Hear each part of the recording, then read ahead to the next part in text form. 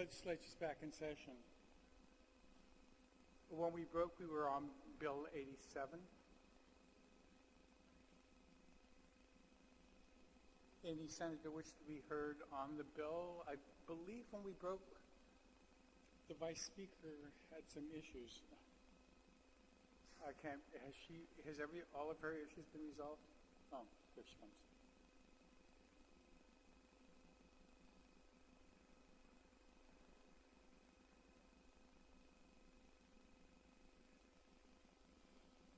Madam Vice Speaker, did you still have the floor, wish to have the floor?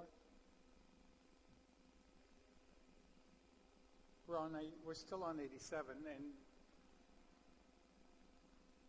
I don't think I have the floor. I was just raising a point of order. It was the sponsor who originally had the floor and was about to speak on the bill, and we were just raising several points of order. And were all your points of order resolved? Not that I know of. As to whether or not it was materially different, it'll be the decision of the presiding officer that it is not materially different. If the committee was to appropriate the money to the University of Guam or to GCC, that would be materially different. Sanchez High School is within the Guam Department of Education, and it is for school repairs, and for school repairs at Simon Sanchez or GDOE, or as the chairman of the board stated, if you give him the flexibility, it could be used at any school, including Simon Sanchez.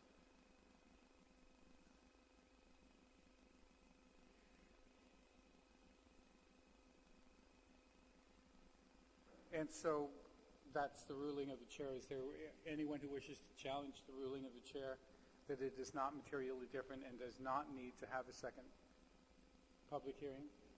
I would challenge that, Mr. Speaker. I agree with the Committee on Rules chairperson in this matter that an appropriation to Simon Sanchez during an emergency or for what seemed like an emergency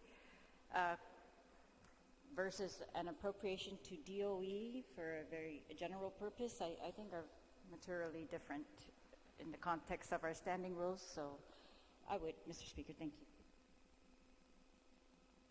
All right.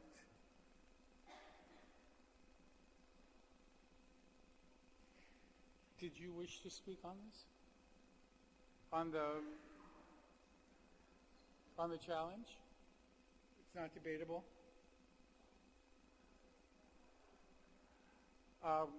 There's been a quorum call. Mr. Sergeant at Arms, get all the members in the hall, please.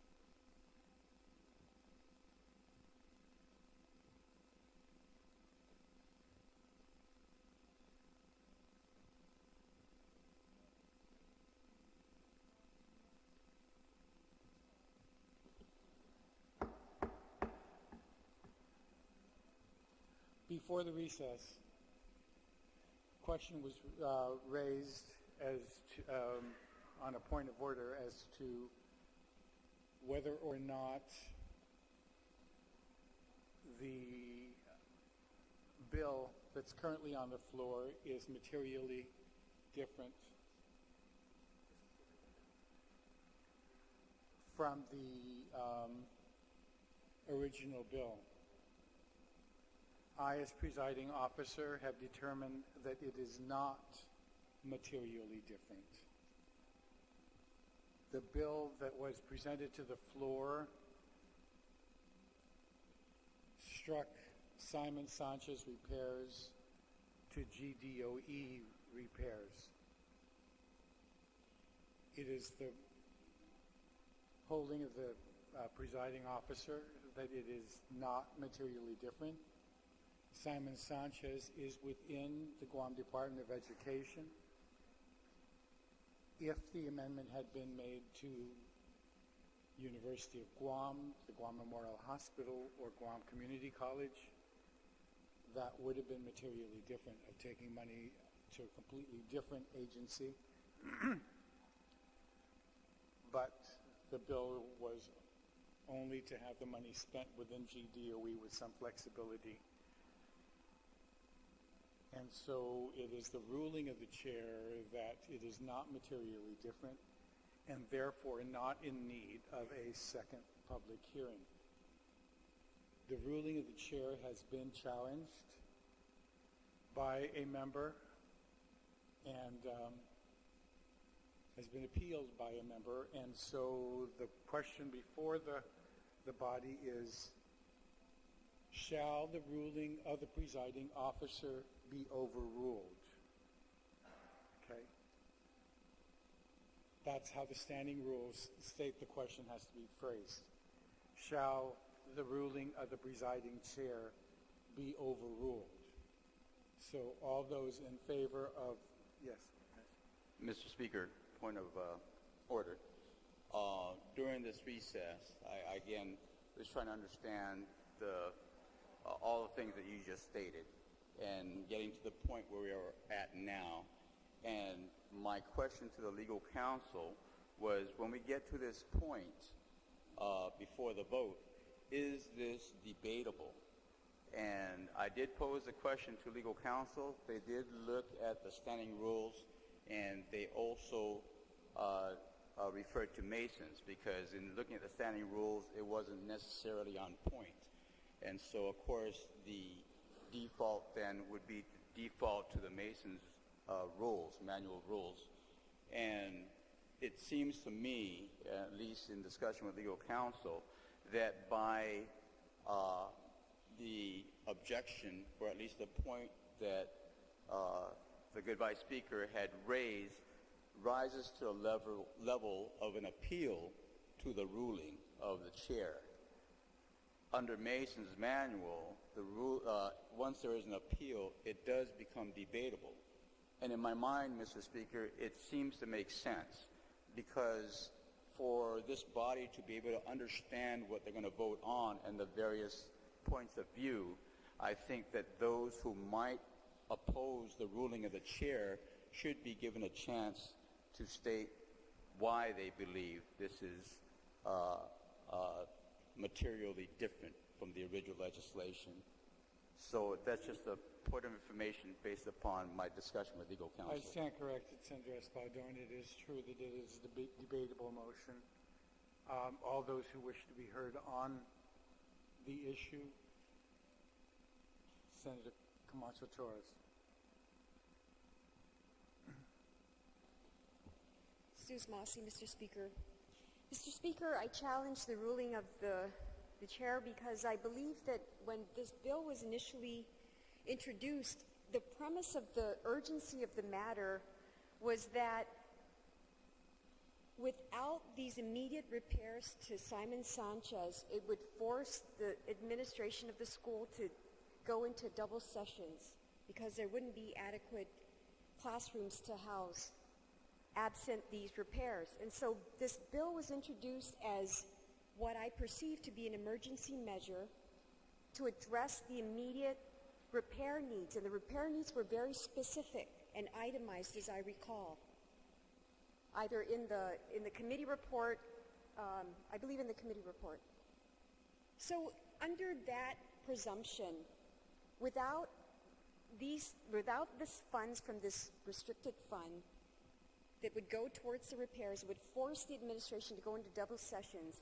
It was the desire of the sponsors to not have a double session situation result in the upcoming school year. And so that, I believe, was the basis for introducing Bill 87. Now, I believe that that is materially different from what is being proposed in this amended version, which essentially is to just provide for repairs in general to GDOE schools in general. So the specificity of the funding and the specific projects and the specific reason to do it in this way to avoid a double session situation is very different from the generality that is proposed in this amended bill, which basically says we will give said funds instead to DOE for random repairs to an array of schools. That is materially different in my opinion, and that is why I oppose the ruling. I think if we had the urgency of a matter and it was clearly defined and it is replaced by something that is quite broad and not defined, that is not the same basis for me to take the action or to consider the action in the same way. Thank you. Thank you, Senator Torres. Senator Estevez, you are recognized. Thank you, Madam Speaker. I don't think it's prudent that we comment on what the intent of the bill is, especially when we have the authors present who would be able to comment on what their intent of Bill 87 is. Furthermore, the bill was put back to committee and was deliberated on, and there was another subsequent public hearing. So if changes are made or the intent is maybe adjusted, then that can be addressed. It's to be addressed right now. Excuse The me, bill- point of order, Madam Speaker. There was not a subsequent public hearing when it was referred back to the committee. Correction, I stand corrected. Still, though, with the intent of the bill, and we can, it's very subjective within the whole body. If I were to understand it, and as I still do understand it, the intent is to apply needed funds to GDOE to facilitate for the proper education of our youth, I think is the overall intent. Now, we can speculate all day as to what the intent is by the author of that. I would defer to them as to what their intent of the bill is. But as it's presented today, is that it's a bill to support the funding and repairs of schools. Whether that situation of whether it was an emergency or not, I think that's something better left to the papers. But with regard to this body and what we're deliberating today is the intent of the bill. Thank you, Madam Speaker.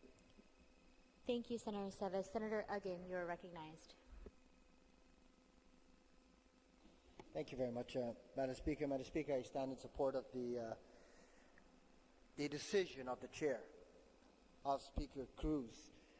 And I say this specifically because I agree with him that, in fact, all the funds otherwise would have been dedicated to the Department of Education.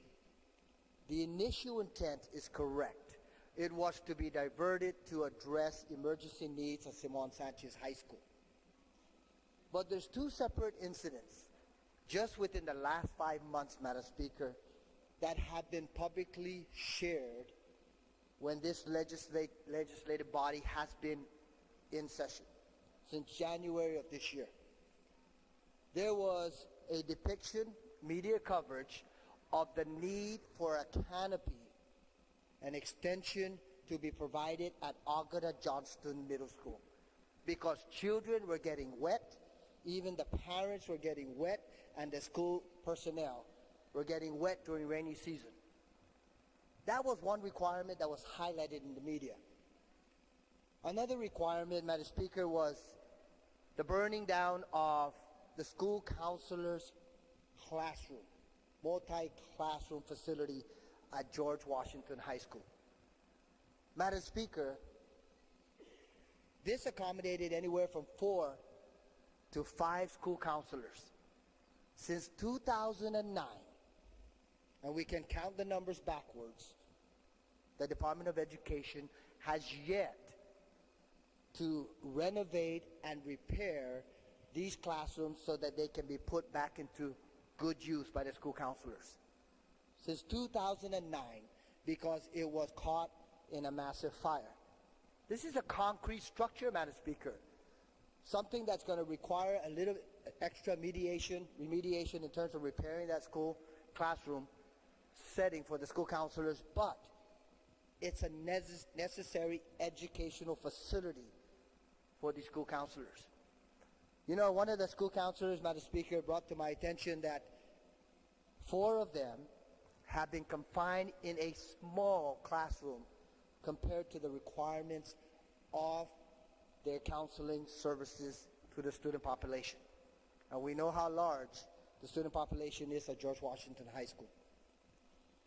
2 incidents or 2 situations that require immediate attention. And this, we're talking about $430,000. Is that going to repair these 2 particular situations or any other emergency that may arise that could conceivably prepare many of our schools for the upcoming school year?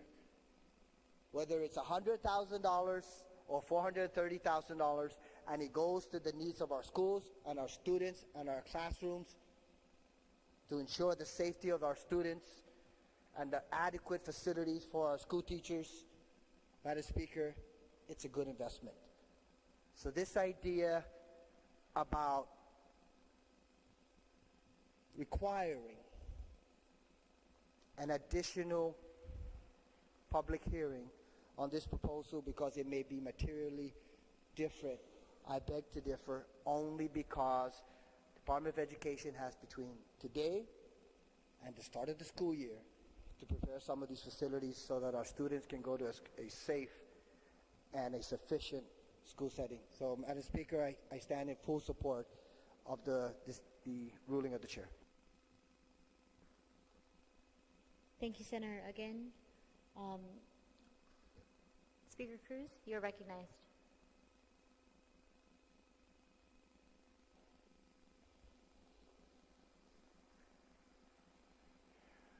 Madam Speaker, as chairman of the Committee on Appropriations, I take full responsibility for the standing rule maneuvering that we're currently caught in.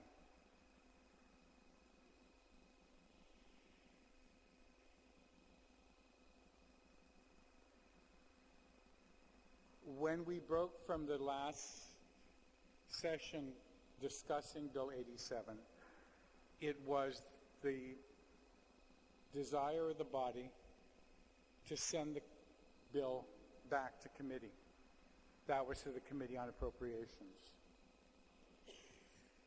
The Vice Speaker is correct. We did not have any subsequent hearings. We did receive communications from the Guam Department of Education. The first one on the 16th of June asking to please schedule a session to pass Bill 87.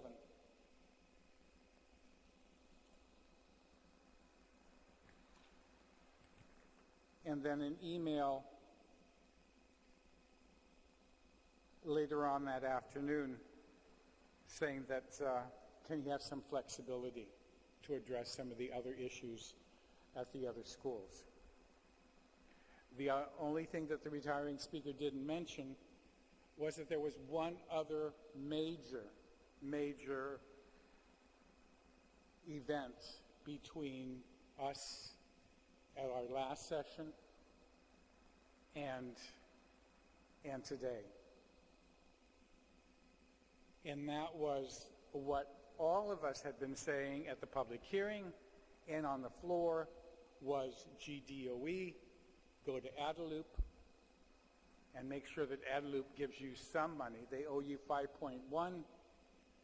get them to give you some money to address the repairs.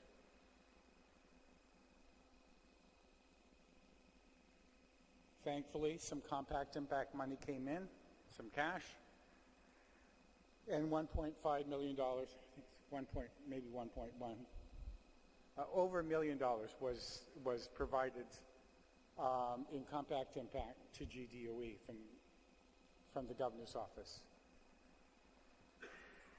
It was thought at that point, well, maybe it wasn't necessary for us to pass 87 as it was originally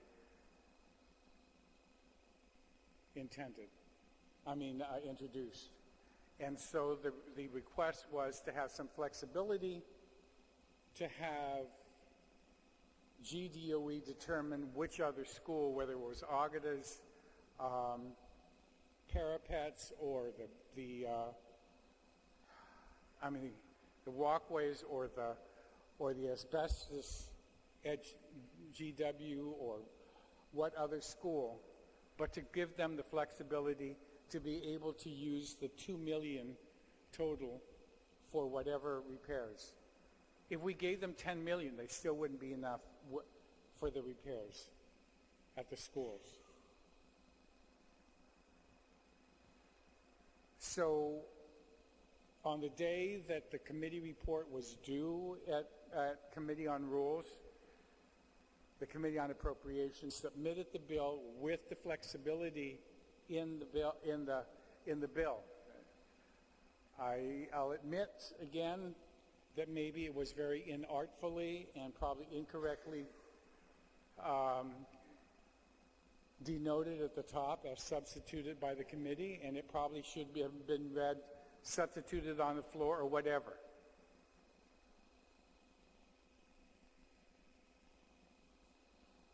But it was a substitution that the committee made trying to address the request of the chairman of the board, of the Educational Policy Board.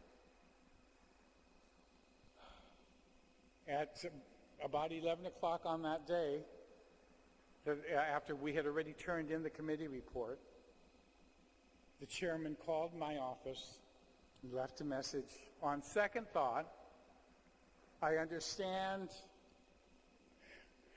Go back to the original. I think he may have heard that if he pushed for the flexibility, and flexibility was the one that came to the floor, that there would be this fight, that it was a substantial difference, and he was going to have to go back to committee. I don't know. But he did call me just before lunch that day and said, make it go back to just Simon Sanchez, as it was originally introduced. At that point, it had already been at core for 3 hours, and we were waiting for the notice that it was materially different and it was going to be rejected. It's since been sitting in limbo since last Wednesday. When it was rejected, when there was a 5-5 vote at the Committee on Rules last Thursday, it couldn't be uploaded and it couldn't be put on today's agenda.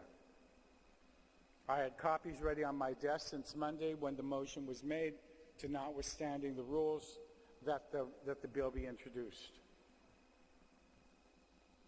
I can understand the Chairman Addis' last request of just leave it the way it was, because if you're going to be inflexible about finding that Simon Sanchez is in DOE,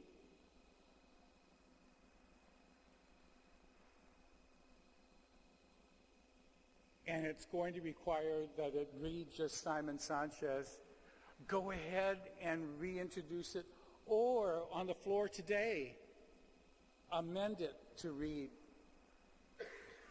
Simon Sanchez.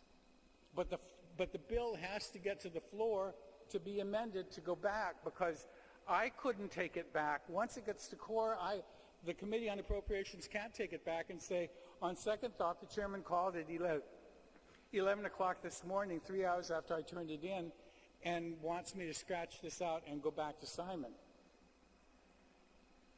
But what DOE does have the ability to do is they have flexibility with the $1 million in compact impact money. 87 can be re-amended to the original form, Simon Sanchez, and DOE can augment it with whatever was $700,000 to get to the 1.2 that they needed for the repairs, and spend the additional money of the compact money as opposed to any place in the GDOE system. I don't understand the absolute inability of members to not see that money is fungible. It's not, every single dollar isn't marked and, oh, you can't use this here at Simon. It's got to be used here. They have the authority, if we pass this legislation, and we can make it specific to Simon if we allow it on the floor to be discussed and amended and passed. If not, then we don't.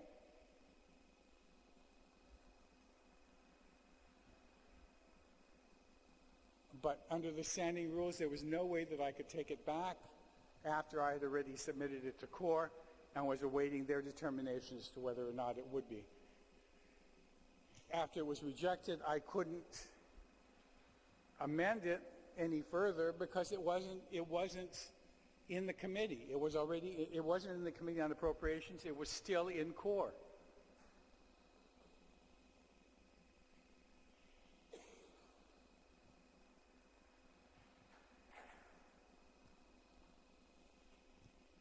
So I implore my colleagues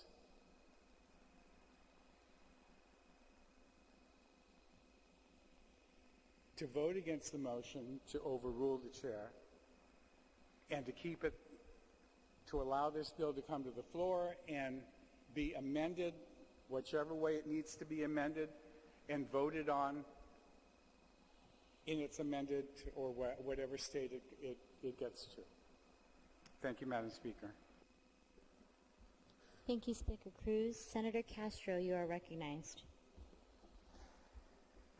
Madam Speaker, I just want to say as a teacher of vocation that on the issue of whether or not it's materially different, for the record, I'm not as concerned as to which account it goes into. I think we need to remind our colleagues that Public Law 31-19 establishes the governing board of education, and outlined in those duties and responsibilities is to govern and to administer.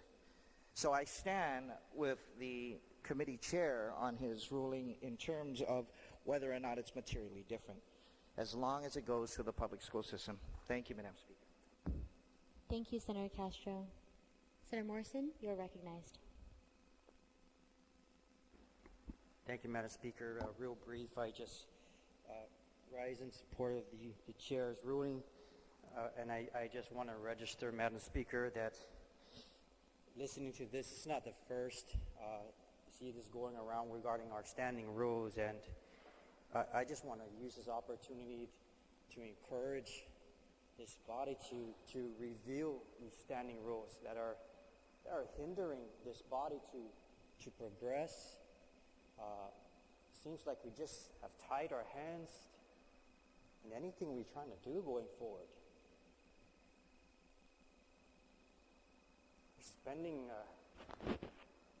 this whole second part of the day talking about our standing rules, and I'm sure it's going to come up in the next session about these standing rules. These are ideas, this body is allowed to deliberate on the issues and make the needed changes that are necessary. We are fully transparent.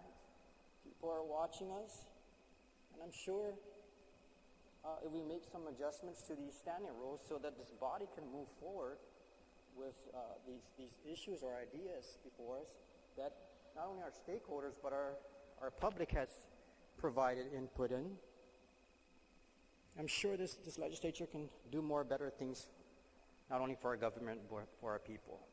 So again, the chair and the previous speaker, I'm hearing the frustration with these standing rules, and I think most of us are feeling it. And I think we've gone how many months already into the year or the term working with these standing rules. There are good provisions or requirements in there, but I think we know where the challenges are, and we need to make some adjustments to these standing rules. Thank you. Thank you, Senator Morrison. There has been a challenge to the ruling of the chair. Just so we're clear, a vote in favor would overrule the chair's determination that the bill is not materially different and would be returned to the committee with no immediate action per the standing rules. Is there a desire by the body to overrule the chair? Please, Vice Speaker Terlahi. You are recognized. Thank you, Madam Speaker. I think this debate has really touched on a lot of topics, but really the only topic that's before us is, are we going to follow these rules or are we not? The rules say if it's materially different, then all it requires is that we just have a public hearing so that the public and we can be informed of the new topic, of the new expansion of the original idea, the original, proposed law. And in this case, I mean, I think there's nobody in here that doesn't want to address DOE's concerns, and I just think that I've been through the public hearings, and I was there when we were debating what is the need for Simon Sanchez, and the public hearings were centered on Simon Sanchez, and I was probably the one that asked them, well, wasn't this part of a plan? Didn't you have a plan to take care of Simon Sanchez, since you are putting out an RFP and you know it's going to take 2 years to construct the new Simon Sanchez? Didn't anybody for the last 2 years work on what are we going to do with this building in the interim? And didn't the last legislature,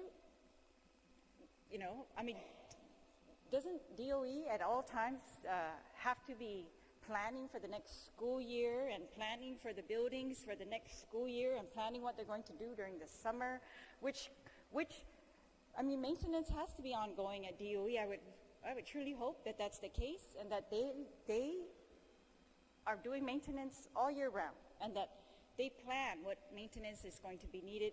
When this bill was introduced, there was no bill regarding maintenance in general for DOE, regarding summer emergency maintenance for all other schools. This bill was strictly regarding Simon Sanchez, and that's what the public hearings and the materially different limitation in our standing rules is really intended to just, let's get another public hearing. It's the same reason why I'm pressing for a committee of the whole today, because when we expand it, and this is not a change where we just limit the scope to, a subset of what might have been taken care of in the original bill. It's the opposite. We are expanding the scope way beyond what would have been taken care of in the original bill. And so I think that's the difference. It's got nothing to do with, that's really the simple issue. And if it comes down to, again, I just think that when we're setting precedent again, and we're just trying, if we're expanding the scope, we need additional information. Some of the information that previous speakers were talking about during this debate on a procedural matter, they're talking about information, whether the money's usable, the other money from the governor's usable or not. Well, I've reviewed some correspondence, and that's not readily apparent to me. So that's information that I think could have been fleshed out during a public hearing, and that's really all that rule is intended to do, that if we are expanding the scope of a bill, we've given the public notice on a certain topic, and now we come in here and we act completely different, and that's really all. It was to require us to go back to the public and tell them, no, now this is what we're trying to do, and now please come and tell us whether this is what you think the priority should be. And And so I think that the rule is still valid. The material, whether it's materially different or not, I agree that we need to look at some standing rules and finesse them. But this materially different rule, it's difficult because it's requiring us to go back again to the public and flush these things out some more. And I think it's very obvious in some of the debate that this could use some flushing out. I mean, we could use some more information from the Department of Education. I would really like to have a public hearing and hear from them how they're going to take care of the Simon Sanchez issues that were very pressing. And like one of the previous speakers said, we were being told then about double sessions. We were being told about being shut down and many different things. So it's really, I would just like to honor the intent of that materially different provision in our rules, and I don't think it's unduly restrictive. What's restricting us perhaps is our own convenience or our schedules, because there's nothing that says, we have to take care of it today or it doesn't get taken care of at all. Now that's not in our rules, that we can only have sessions on certain days. So if we are able to have a public hearing and take care of these matters when they come up, there's nothing to prevent that, to prevent the public hearing, and there's nothing to prevent fully addressing these things. The backup plan is the committee of the whole, of course. When a public hearing is not been done, and I remember in the old days that was very common, that there were no public hearings, and so committee of the whole was really the last ditch attempt to get any kind of information.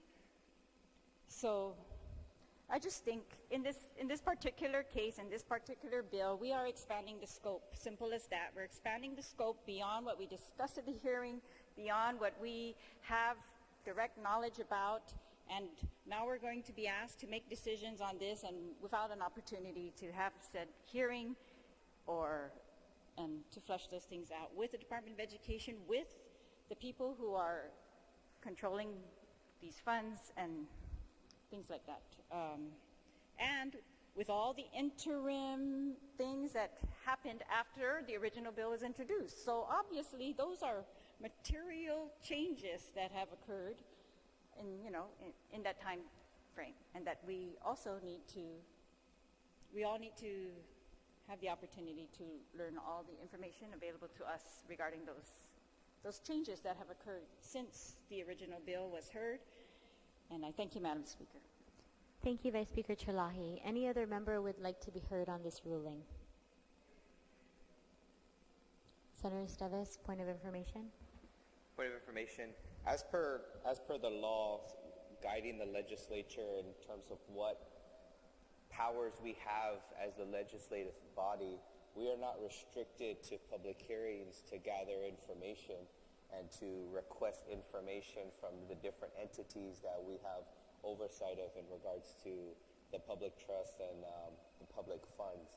So I'd just like to bring that to light, that even though there wasn't a public hearing regarding this matter specifically, information is available if we go out and get it, which we have the power to do as a legislative body and individual senators. Thank you, Madam Speaker.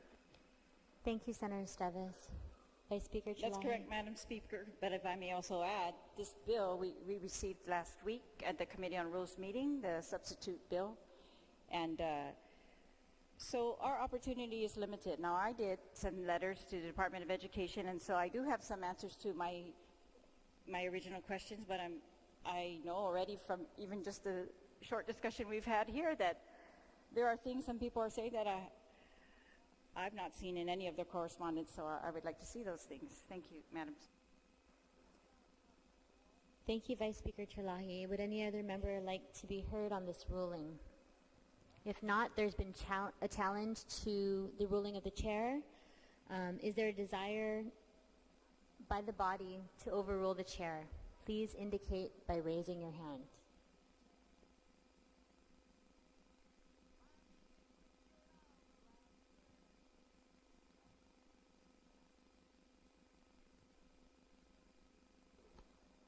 Motion fails.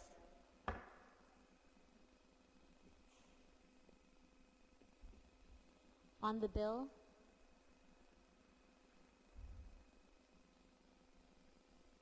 Senator San Augustine, you're recognized.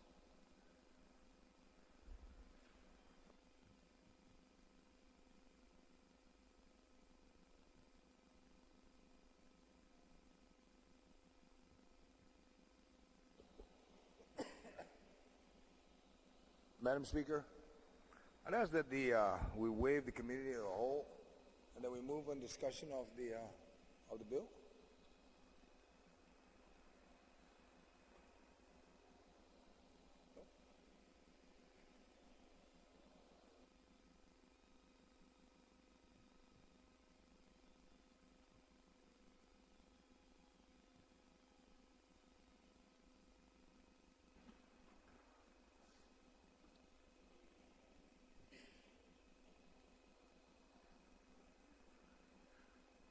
Waiving the committee of the whole is an 8 vote.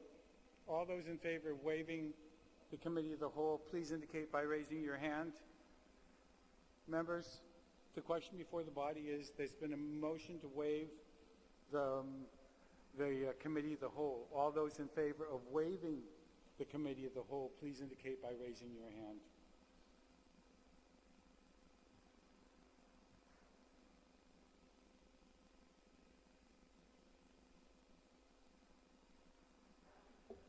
Motion fails. Please set up for committee.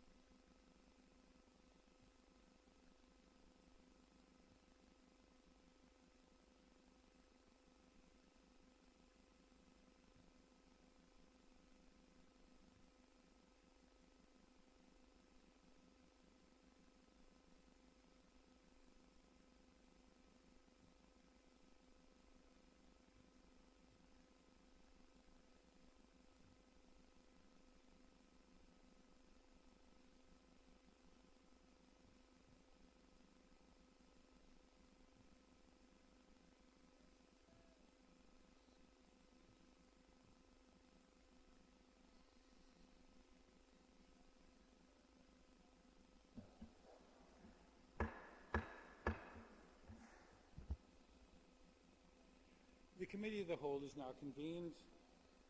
I'd like to thank Chairman Ada and Vice Chair Gutierrez from the Guam Board of Education Policy Board, the Superintendent, John Fernandez, and the CFO, Ms. Tolling Taitino, from DOE, and from the Guam Legislature, our Executive Director, Mr. Jermaine Alerta, and our CFO. Senator Lee. Yes, point of information, Mr. Speaker. I just want to confirm that this discussion is only on Bill 87-34, correct? That's all we had before us, yes. Thank you. Thank you very much, Mr. Chairman, Mr. Speaker. I understand about your statement that you just made, but because two pieces of legislation on the legislative agenda are complementary in nature to the same source, which is Department of Education. No, the same recipient, not the same Or source. I'm sorry, yes. So if Actually, it's same source. determined that they need, Same source, legislative body, but you're right, same recipient in terms of the beneficiaries of those resources. So I don't know if it would be too inconvenient for the chair to consider secondary questions.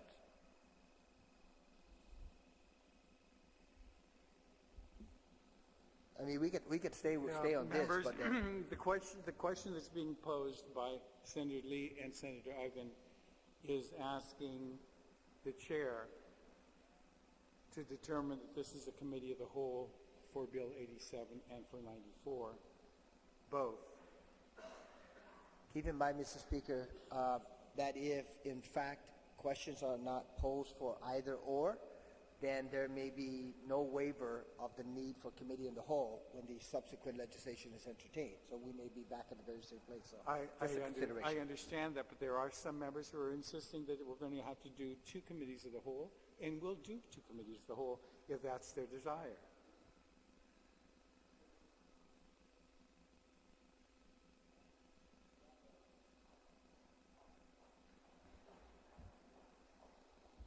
All right.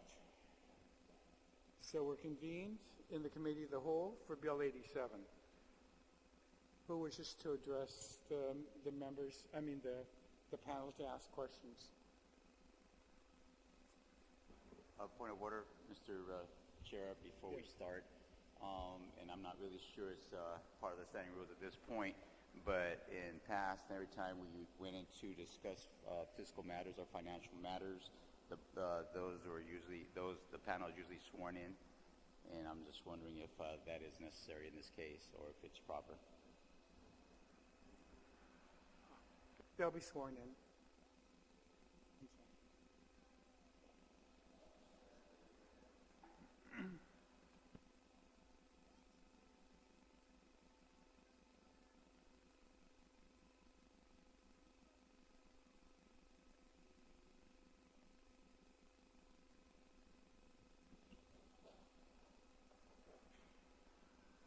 Any member wish to ask questions of Senator Nelson?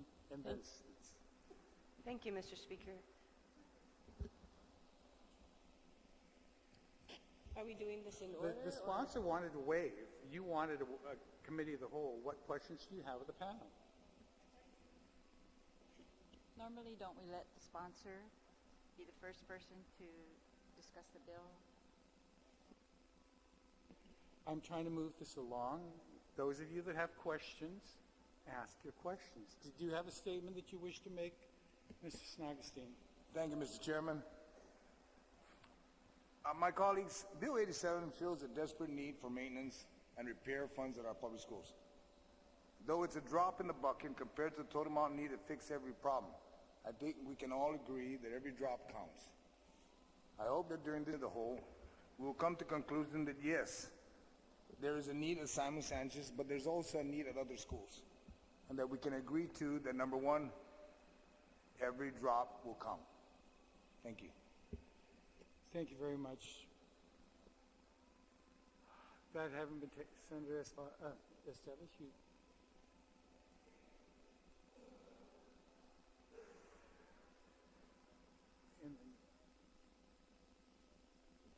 Thank you, Mr. Speaker. I want to thank the Department of Education Superintendent and Board and Ms. Agnes and our Executive Director for being present today.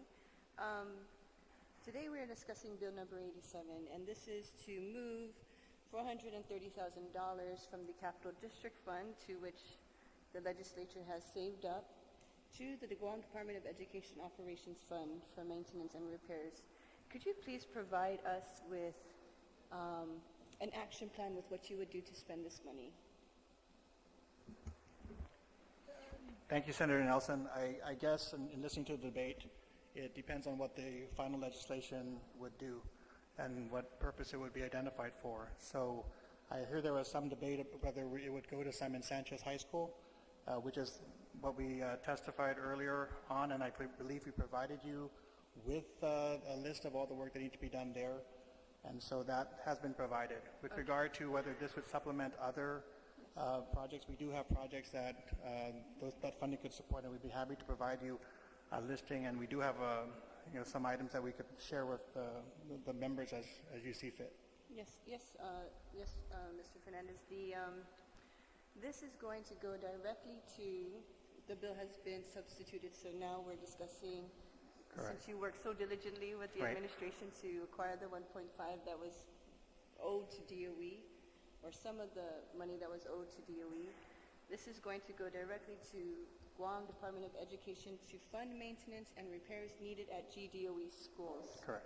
So if you could provide us an action plan of the maintenance and repairs that the $430,000 would be used to the schools, which school and what will be the project or the action taken for the maintenance and repairs, I think that would satisfy the question. Okay, if I can use this opportunity to do so now, the projects that are on the table for should this additional support come through would be the following I believe 7 line items. One is to $20,000 to fund fence line repair at Inarajan Middle and JQ San Miguel Elementary Schools. And this is in addition to the list that I believe we sent Vice Speaker Terlahi, which laid out what we believe the $1.5 million provided by the governor was going to fund. So in addition to all of that work, which included Simon Sanchez, would be the fence line repair at Inarajan and JQ. There are canopy repair at various schools. Now I have a listing of the various schools. Would you like me to go into Yes, please. that detail? So the canopy repairs would cover Weddingdale Elementary School, Estumbo Elementary School, Carbolito Elementary School, C.O. Taitano Elementary School, Juan M. Guerrero Elementary School, LBJ Elementary School, Marshall Sablan Elementary School, M.U. Lujan Elementary School, Jose Rios Middle School, and Agata Middle School.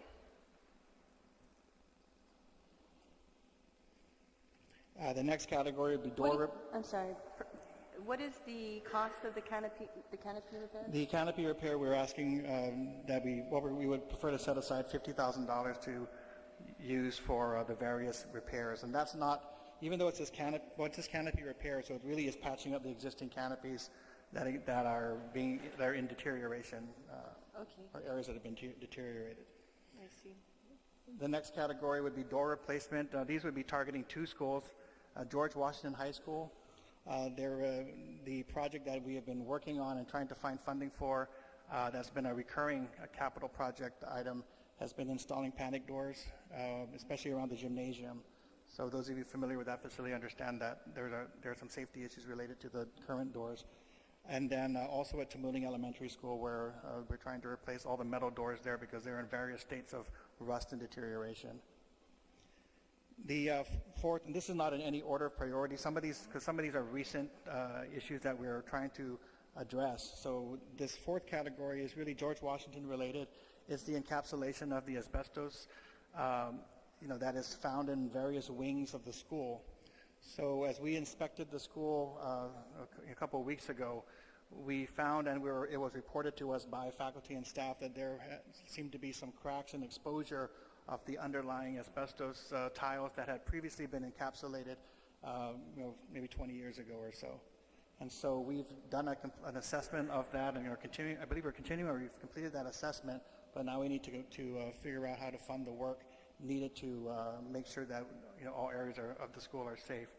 And we've estimated that to be around $50,000. The next category has to do with air conditioning replacement, which is a major issue. So one of the things we were able to accomplish with the help of ARA funds and other sources earlier, maybe in 2012, 13, and 14, we were able to address most of the air conditioning problems throughout the school system, and the work that was needed that was needed alongside that was the preventive maintenance. But there was a set of about 500 air conditioning units that were not able to be replaced with that funding that was made available. So those are units that we were not able to fund and are breaking down and are on our list of things that need to be funded.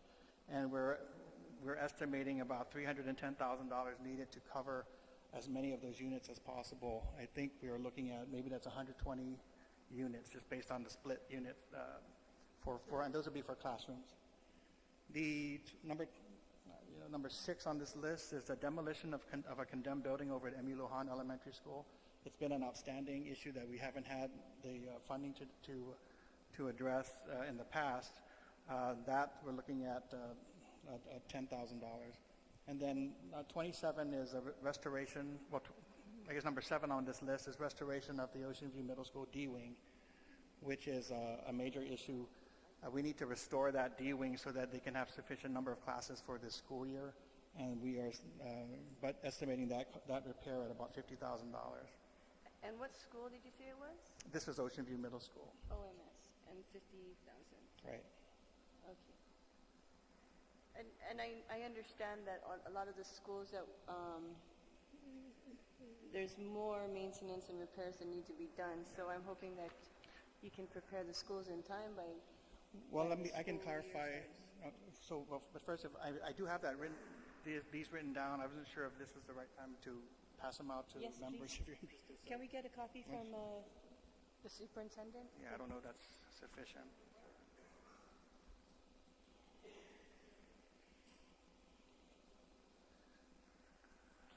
So on this listing, it's basically there are 20 items that were kind of covered by 1.5 million, and then items 21 to 27 are the items that I went through. So the 430 will cover the other.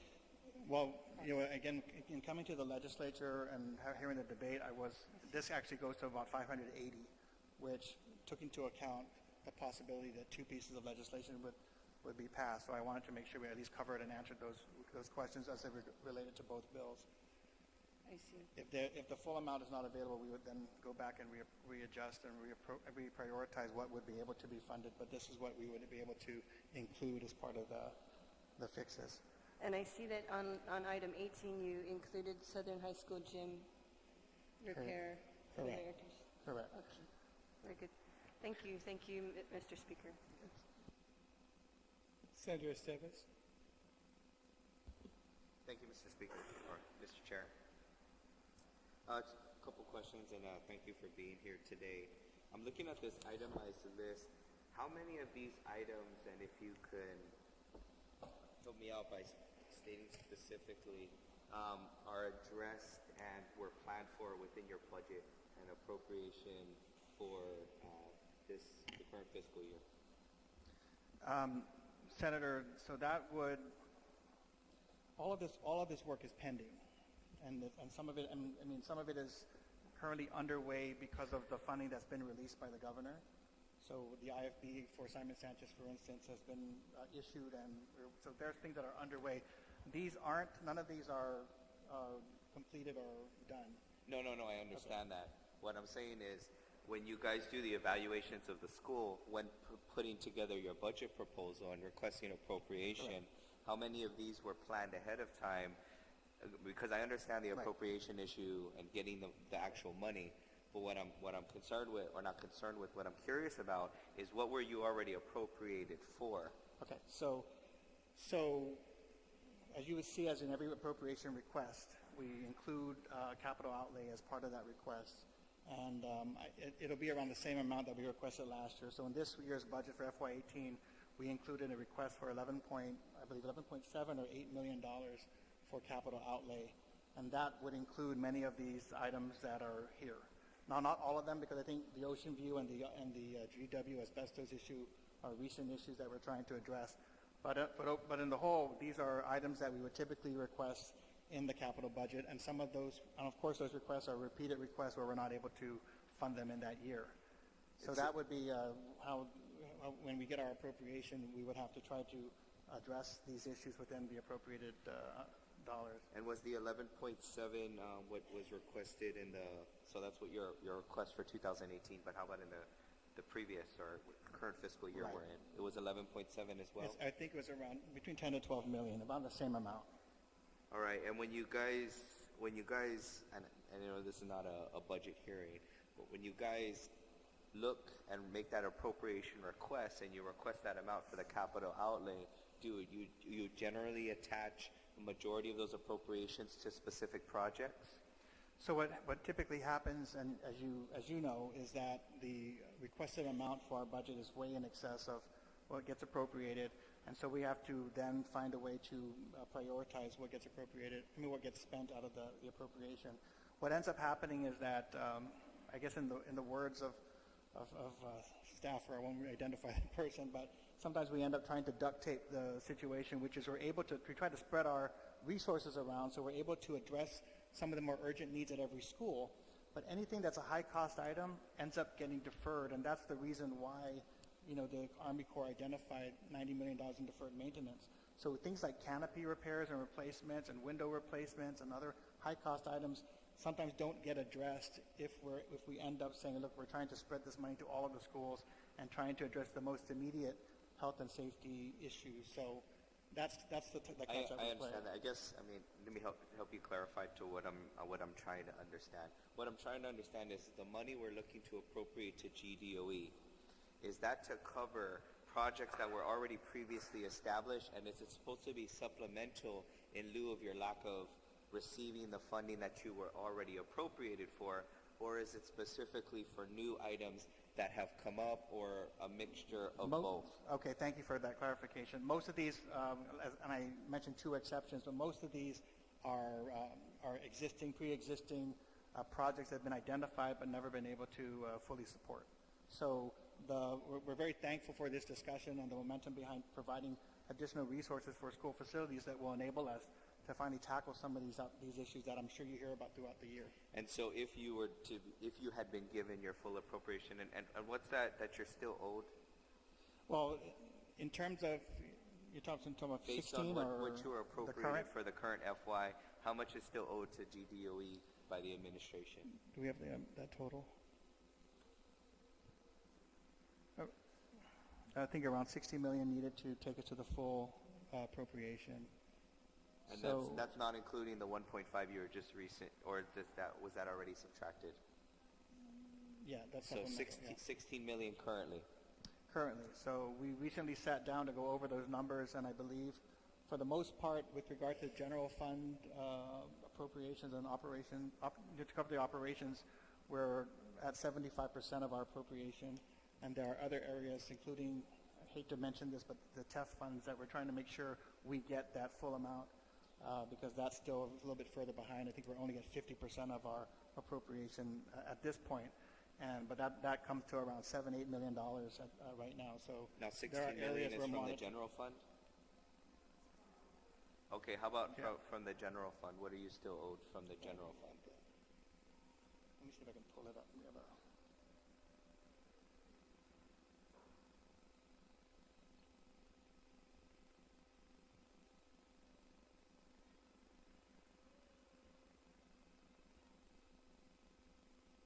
Mr. Chair, just for point of information right here, Senator spot on. Was that 60 or 16? 60. Thank you. And I think it's incorrect to say was owed, because what they're talking about is they asked for 320 and we gave them 240. So that's where the difference is. But of the appropriated level, the amount that we appropriated that was from the general fund, I believe they were shorted 5. That's for last year, right? Yeah. For FY16. Okay. So it's, And that so was the what they question I ask was for is asking. usually in the 300s. What we Yes. usually give them is 200s. And so they're always down 100. And when we give it to them, we usually give it to them lump sum and make them make the make the choice. We know that 85% of this budget is personnel. Yeah, 49. 85% goes there, and how you split the rest of it is up to you. And that's what I was curious about. So it's 5 million based on what you guys were appropriated, not what the request was. Correct. It's 5 million you guys are still owed to That's FY16, FY16 to close out this fiscal year. last fiscal I'm year. sorry, last Right. fiscal year. Yes. Okay. And so again, that's related to my question. Again, is what we're looking at is the money that we're looking to give you is to fill in the shortfall. Now, historically, have you guys, or has Guam Department of Education, has the administration always met their obligation based on the appropriation set forth the legislature in previous fiscal years, at least 3 years back? So last year, and again, we clarified this in the budget hearings, and last year, it seemed to have been an issue with the general fund, that most of that amount in the general fund, and then prior years, it was the TEF, the Territorial Education Facilities Fund, where we saw a shortfall. So you've been short for, We have an accumulated based shortfall. specifically on the appropriation that the legislature gives you, you've been short for the last couple of fiscal years. How many years would you say? You know, since I've been here. And so again, finally to clarify, so it's the intention of the Education Board and Guam Department of Education and yours as well as a superintendent that if this money were to be appropriated to Guam Department of Education, it would be pretty much to fill in the shortfall for pre-established projects based on the lack of payment to what you guys were duly appropriated by this body. Is that correct? Yeah, so basically to fund previously identified but unfunded projects. All right, and now with the, I know you said you're still working on a priority listing. Based on this listing that you gave us, how many of these, I'm assuming most of them are safety and educational issues, but how many of these would you, I would say, have a higher priority with regards to getting them squared away before the start of the new school year? In terms of like, not sure. enough classrooms, potential double sessions, safety issues that might close down different areas of the school. So in our discussion about Simon Sanchez, the issue was double session because of the number of classrooms. So when it comes to the number of classrooms, I think the only concern that I have at this particular juncture with being able to provide number of classrooms needed for the students at the school would be Ocean View at the moment. Because Ocean View currently has one condemned building on site, the A wing. It has a C building that we took and condemned because of its deteriorated condition. And there is an additional D wing that we are asking to restore to ensure, through this funding, to ensure that we're comfortable with having those classrooms open for the school year. And these are part of the recent tours, and I mentioned it at the last hearing so that would be my concern. These are new. Yeah, well, that would be related to whether we're able to provide enough classrooms for the students, and that would be a double session issue potentially. The other schools have been able to open on time, but there are conditions on campus that have required attention and continue to pose hazards that we've tried to mitigate, right? And so we mitigate through either short-term fixes or rerouting students so they don't walk under these canopies or so forth. Those are the issues we haven't been able to address. And so when the legislature offered support, we said, look, and the governor offered support, we said these are the things we might be able to then tackle, because it's not simply the appropriation, because we do get the appropriation and work with that every year, but it really is the cash. If the cash is available, of course, that's what our vendors care about, and that'll buy us the supplies needed. Thank you for that. Two more questions. Sorry, no, I'm taking up a lot of the body's time.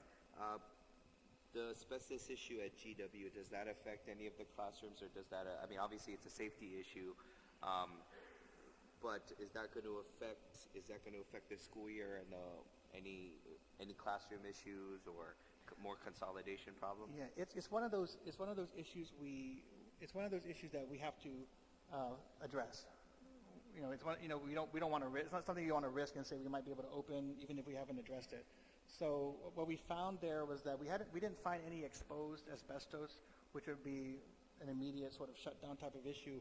We found cracks and openings in the floor that might lead to that with further wear and tear. And I think the issue this year was that it became more of a concern to faculty and administrators, and they really made sure to bring it to our attention that they wanted us to come and look at it. So we did go through, and it raised enough concern so that we want to make sure we address those and make sure we're not taking any risks as far as that's concerned. That actually leads me to my last question. How many of these projects, and I'm not sure if this is an evaluation that you do, would you say that even right now as preventative measures could potentially, if they become emergency measures such as asbestos exposure, and which would cost the government significantly more to address, have you looked at any of these projects in terms of priority that are maybe emergent to potentially urgent within a certain span of time? No, absolutely. So there are risks on campus that exist already, right? So like we said, every time there's a deteriorated canopy, there's a risk that something's going to fall, and even if we mitigate that someone's going to slip because, you're seeing water penetrating, go into the school area. So there are things that we try to mitigate, but continue to exist.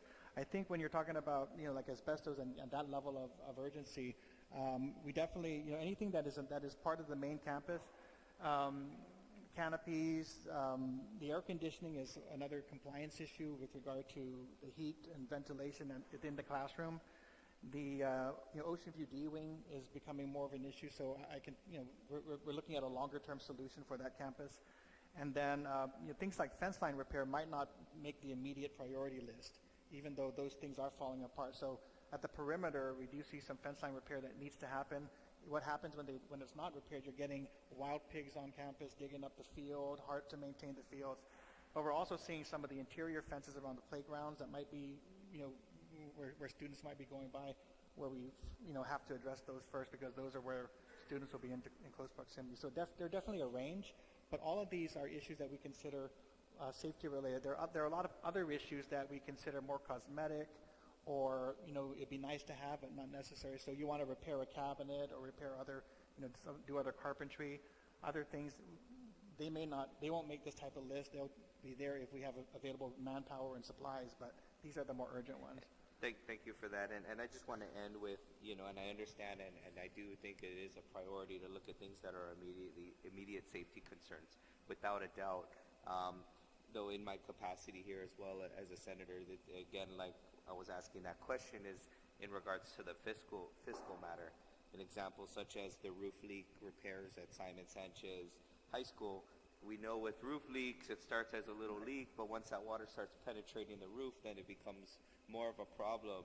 And again, as a senator, with respect to the public's purse, I want to ensure that the money would be going to something and a capital project as well as a priority that's going to prevent additional and much more expensive measures down the road if not addressed now. So again, thank you for answering my questions, and thank you for the report. Thank you very much, Senator Esteves. Chairman Abbott? Thank you very much. Senator Esteves, with your permission, may I add on the discussion of priorities? Okay. Thank God it's raining right now.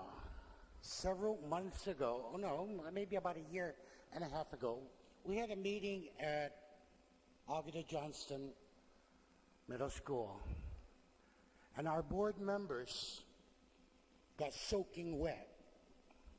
And you know what I said? I'm glad you're wet, because these poor kids go through this every day. Now, if you were to go right now to Agueda Johnston, as you enter the school on the right side, there are bits and pieces of sky view because the tin on the canopy has deteriorated, so you can see right through. If you go to the back of Agueda Johnston, the classroom, the kids pass there every day, hundreds of kids. It's the same thing. Recently, the superintendent had passed out a survey of the priorities as identified by the students, the faculty, and the parents, and administrators. The number one answer by all was safety. These poor kids get sick. You know, when school opens in August, Senator, it's still the rainy season all the way to December. That's right in the middle of the school. So I'm asking, I really want to thank both Senator San Augustine and Senator Lee that they availed themselves to this, they availed their availability and funds so we can expand our services. I hope to God that some of you have children in the Guam public school system.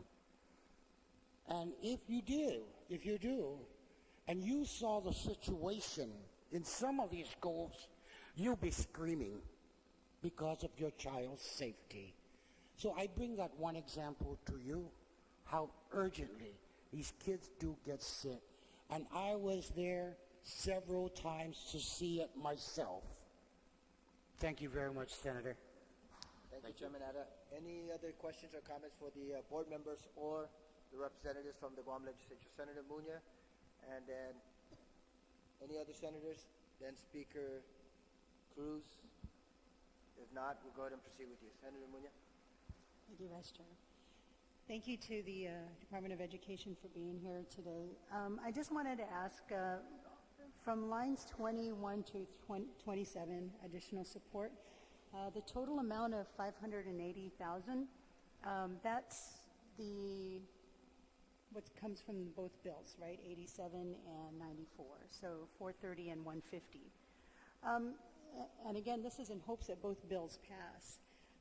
And you have it budgeted to a total of 580. So just an example, if one bill passes and the other doesn't, how would you break it down? So 87 only appropriates 430,000. How would you break down what you have here in the additional support if it's just 430? Right, a good question. I think what we would do in that case is we would probably leave that condemned building up in Amiluhan. It's been a risk, but it's been there, and if we just make sure that no students come around it, we would probably leave that up. We would probably the door replacement, we would probably cut that amount, but we still, it's still a high amount, so maybe cut it in half. But George Washington is an important project because of the way the doors on the gym are situated. We would probably then start to nickel and dime the canopy repairs as well as the air conditioning replacements. Basically what an air conditioning replacement is, if you have 310, you can buy so many units. If you don't have it, then you buy half the units. So those are the areas where we would try to trim. The things that we wouldn't want to touch are the asbestos, the Ocean View wing. There are going to be some critical canopy and fence line repairs that need to happen anyway, so we would want to preserve those, but would trim the other components. With the air conditioning, like you said, we don't want any classes to be intolerable and unhealthy for students. But some of these replacements mean that there's an old unit, but it's just underpowered, and so you have an uncomfortable situation. But we'll try to stretch those units as long as we can. We'll really try to focus on the ones that have gone completely out in the last few months and try to get those fixed. So it'll be just a trimming of a lot of the projects that are not as critical. Okay, thank you. I just wanted to know if there was a plan in the event one or the other doesn't pass, how we're going to prioritize. Thank you. Thank you very much, Senator Munoz. Speaker Cruz? One moment, please, the Vice Chair. Yes, Mrs. Gutierrez? Thank you, Senator Munya. But, when you look at 21 to 27, and if we don't get the 580, then we have to go back and cut it in half. But let me tell you, just take, for example, the door replacement at Tumiling Elementary School. I was a grandparent there for 5 years. And those, the doors are not wooden doors. Those are metal. And they are, some of them are already very rusty. And that's safety too for the kids because they can get cut. the fence line repair. JQ San Miguel on the back side of the school, it's a steep hill. I mean, and so that's why, even the PTO are trying to collect money to repair that, since the department don't have the funds for the safety of their kids. This condemned classroom, these are really very dangerous. This has been has been there for a long time. The air conditioning replacement, we have to comply with the 14 points. If that 14 points regarding air conditioning is not there, we could have worked, it would be easy for us. But we have to follow the 14 points to make sure that the aircon in the classrooms are working at a certain degree. And some of those aircon are old already. So all of this here that you see from 21 to 27 really needs a lot of work. We're just asking this body to think of our kids. It's not for us board members or for Mr. Fernandez or the staff at Central Office. It's for the students. And I invite all of you to please come out to the school and see for yourself. And I tell you, the parent organization of the schools are going out there 100%, just because they understand the lack of funding that the department don't have. I invite you to visit Maria Ochoa, that their PTOs are building the playground. The PTOs have replaced the canopy so that the students don't get wet. So we just ask that please consider and help us, because that's all we are here for, and you are here for too as elected officials, for the students. So c'est juste merci. Thank you, Mrs. Gutierrez. Speaker Cruz, you have the floor. Thank you very much, Mr. Chairman. Mr. Superintendent or Mr. Ada, has the Guam Department of Education received the $1.5 million from the Compact Impact from the Governor's Office? Yes, we have. Are there any restrictions on the use of that money? No, it's flexible. It's an operational offset, but with the focus on facilities. But we have the flexibility to use that money and shift them project by project. When Bill 87 was initially heard, it was initially heard to address needs at Simon Sanchez. Correct. And when we initially had the hearing, we were informed that Simon Sanchez needed about $1.2 million in repairs.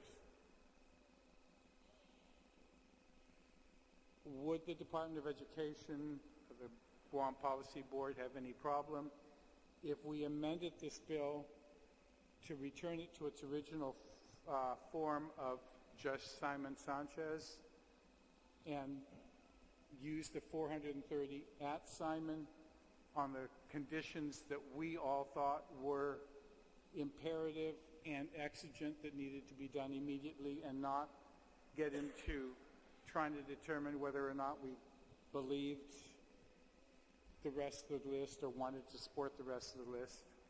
I think that would be fine. So if the bill was amended to be focused back on Simon Sanchez and was passed and signed by the governor, we would use those funds first for Simon Sanchez and obligate them as soon as possible, and then we would have more flexibility as well as more time to obligate the money that was been given by the governor for the other projects.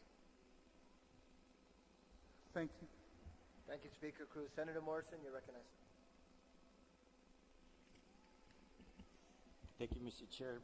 Superintendent, I want to just point out some of the items here. Facilities here are specific to sports facilities. And I'm just wondering, I know you're placing these priorities within a specific budget, and I'm sure there's more out there that need to be addressed. And I'm just wondering if, with respect to these sports facilities, is the limited gaming fund being utilized as well? Absolutely. So, like I said, this doesn't capture all of our priorities or all of our safety issues. So definitely, we appreciate the limited gaming fund being made available. I know Tony can speak to the amounts, but I know that one of the areas of focus, for instance, is at GW. The field lights, which are aged, and we fear, I think one of them might have fallen recently. We need to repair those. That's a high cost item that something like the Limited Gaming Fund would be able to help us with. So I think similar there and similar at JFK, we're trying to take care of at least the lighting there, and then we're looking at other sports facility projects that would be appropriate for the Limited Gaming Fund expenditures. So that's helped us with the sports facilities in particular, and covering some of the safety issues related there. Okay, that's great to hear. I just wanted to know if that was being used, and again, to expand the other needs. And I'm looking at this list, and I'm just thinking, that some of these facilities here that focus on the sports area, and if they would just be reprogrammed and expand the priority list if the gaming fund was tapped further. But this building at Ocean View, are you referring to that two-story building in the right there in the center? Yeah. So if you're familiar with the campus as you are, there are two condemned buildings at the moment. One is Building A, or the A wing. The A wing is the two-story building that you're referring to that's been condemned for years. And I think when I came on board, it was already condemned and fenced off, and not for use. So. And then you have the C wing and the D wing, which are kind of those buildings right behind it. The C wing we had to shut down after due to deterioration and mold issues in those classrooms. The D wing is similarly built to the C wing, and that's the D wing. So I'm talking about the D wing. The A wing is condemned. What we've done, what we're doing is an assessment to see if we can renovate that building. As a more permanent or more longer-term solution, because the continued renovation needed at the C and D wings are just yearly band-aids that we have to do and come back again and fix it. So that's what the A wing is. Hopefully, in a few weeks or so, we can determine whether it can be renovated, and that might be another. But that is a big-ticket item that'll come back. I mean, that's going to exceed the amounts that are currently being discussed in these two bills just to get that facility renovated, but that would provide a longer-term solution for Ocean View, and we wouldn't have to deal with the C and D wings that are currently being used. So it's really more specific for a structural assessment, as it's noted here. Right. So right now, as a structural assessment, the cost we estimate to be maybe $700,000. It could be to do the full renovation of that two-story building. But if we did, that would be a success, because that's something that would hold longer than the wood-paneled building over behind it. So we're looking at it short term. So if you look at the D wing line item, that's to ensure we're able to operate those classrooms this year. But our preference is to, at the end of this year, not have to pour money into that, because we have a longer term solution in place. So that's something we'll have to discuss as we get a better estimate on that work. It's interesting. It's one of those buildings, I know when I was leaving, it's one of the newest buildings that was put in place. But okay, thank you. Appreciate it. Thank you very much, Senator Morrison. Any other questions or comments coming from the floor? Senators? Vice Speaker Talao, you're recognized. Thank you, Mr. Chair. Thank you very much for being here today, and for the information that was sent to me since the Committee on Rules, when I sent a couple of questions, and it pretty much was the list and of repairs that were planned to be made with the 1.5 million. So I have a couple of questions, and I was trying to listen very intently, but I just have to, if it sounds repetitive to you, I apologize. It's just maybe me not understanding the terminology. But at the last hearing, it was reported that the appropriation was 242 million, and you had received 200 million. Is that right? And I would just, could you state an update in those terms? Or how much are you still expecting to receive for 2017? How much do you expect to be short for 2017? So if you mind, give me a second to pull up.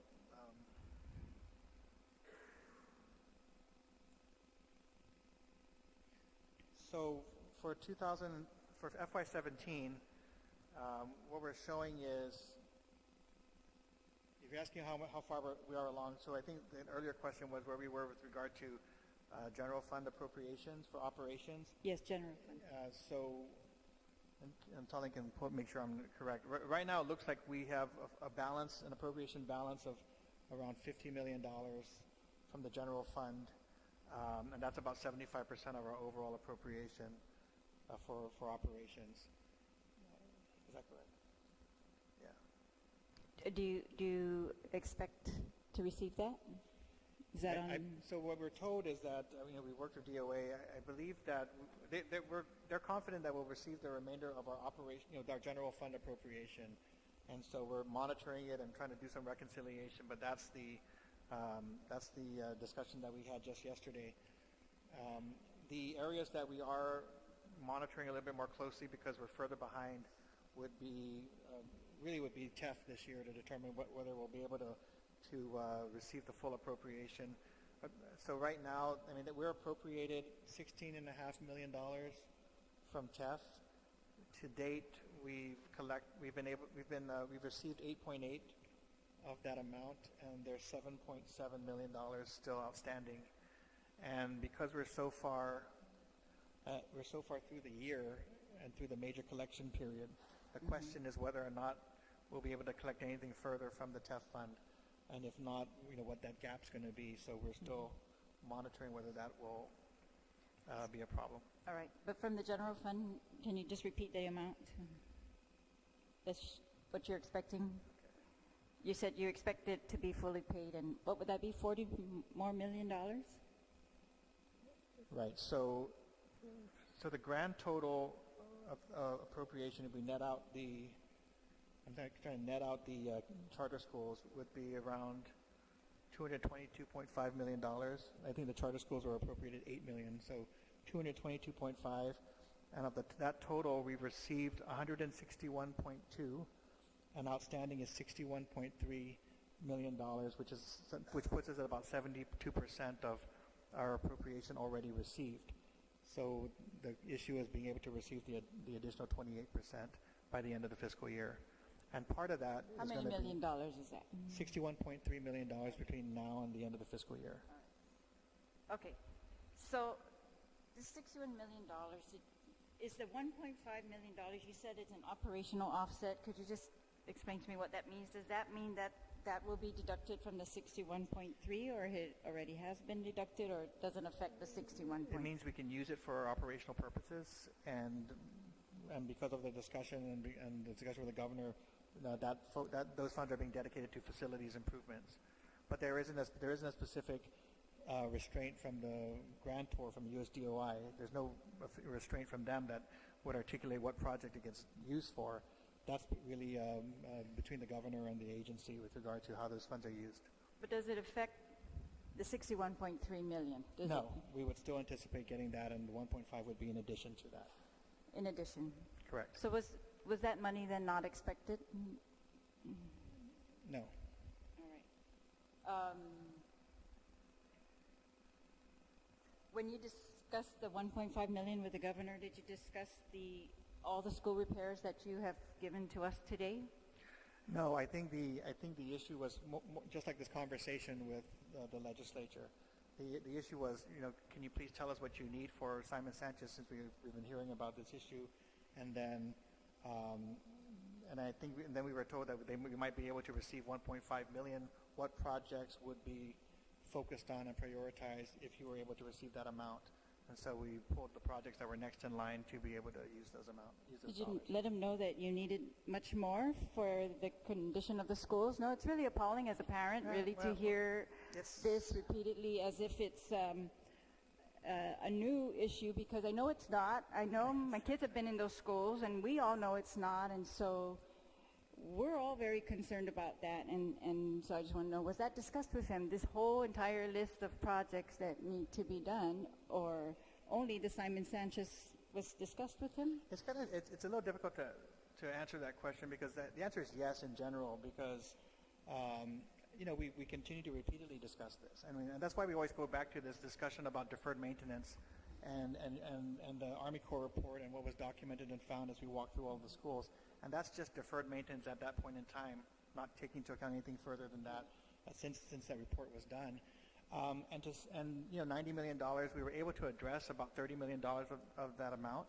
And so we're kind of left with about $58 million of work that we continue to try to address through various sources of funding. So again, we're getting $5 million additionally from DOI to try to take that amount down.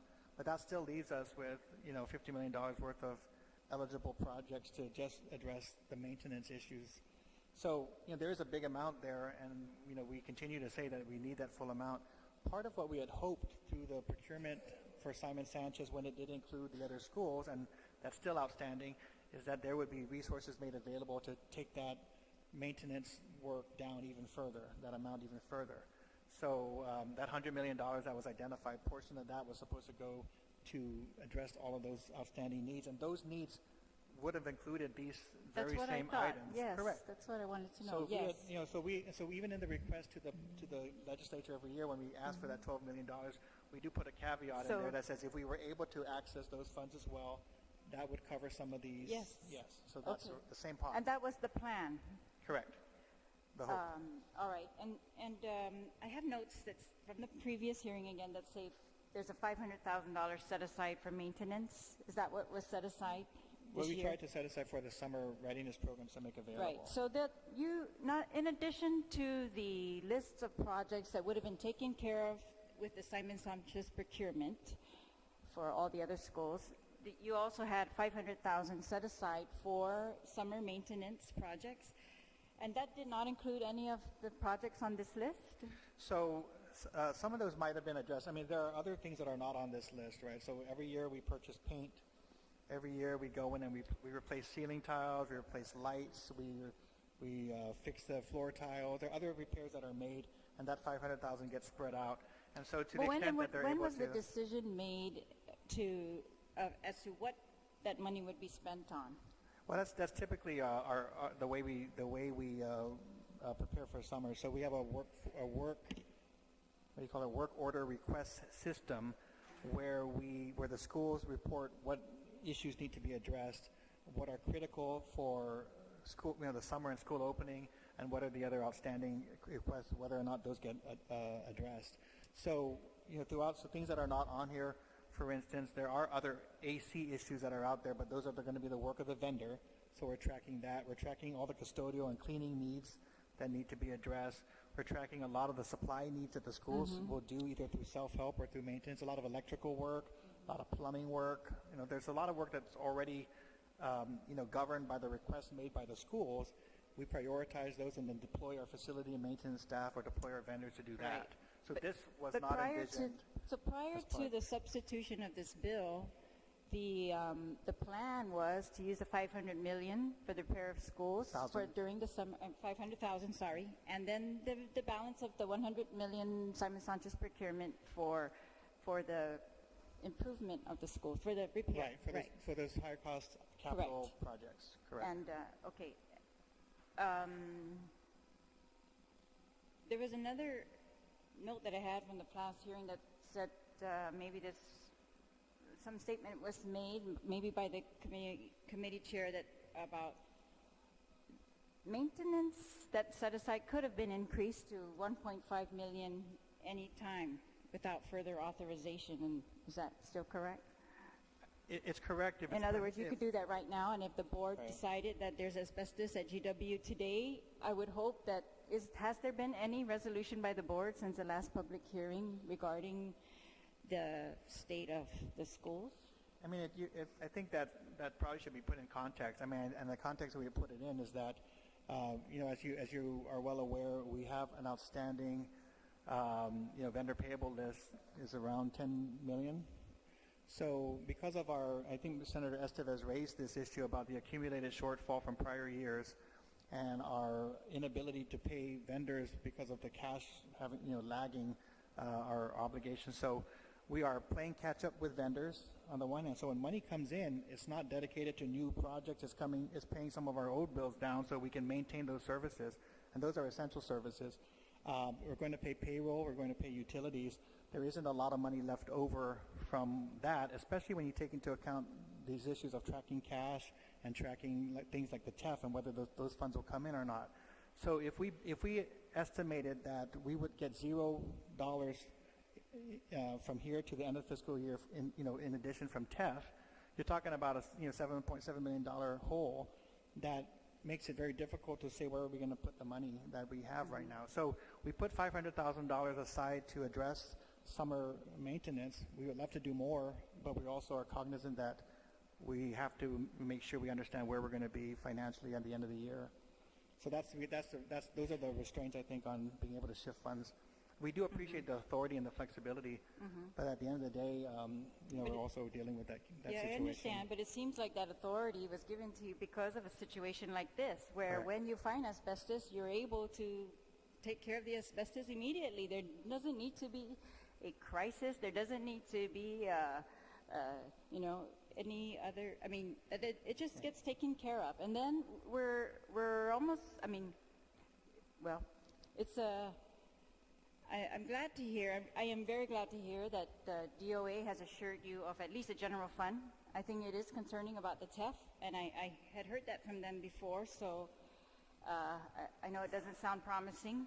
So I appreciate that you have to deal right now with that shortfall. But I hope that, yes, if maintenance of the schools is your priority, then maintenance of the schools has to be your priority. I mean, if it's a safety issue, then it's a safety issue, like you said. When you discussed this issue with the governor, was there any discussion regarding the TDENT lease for the offices, or whether there could be any money saved from that could be used for this outstanding list of school repairs? No, haven't had that discussion. No.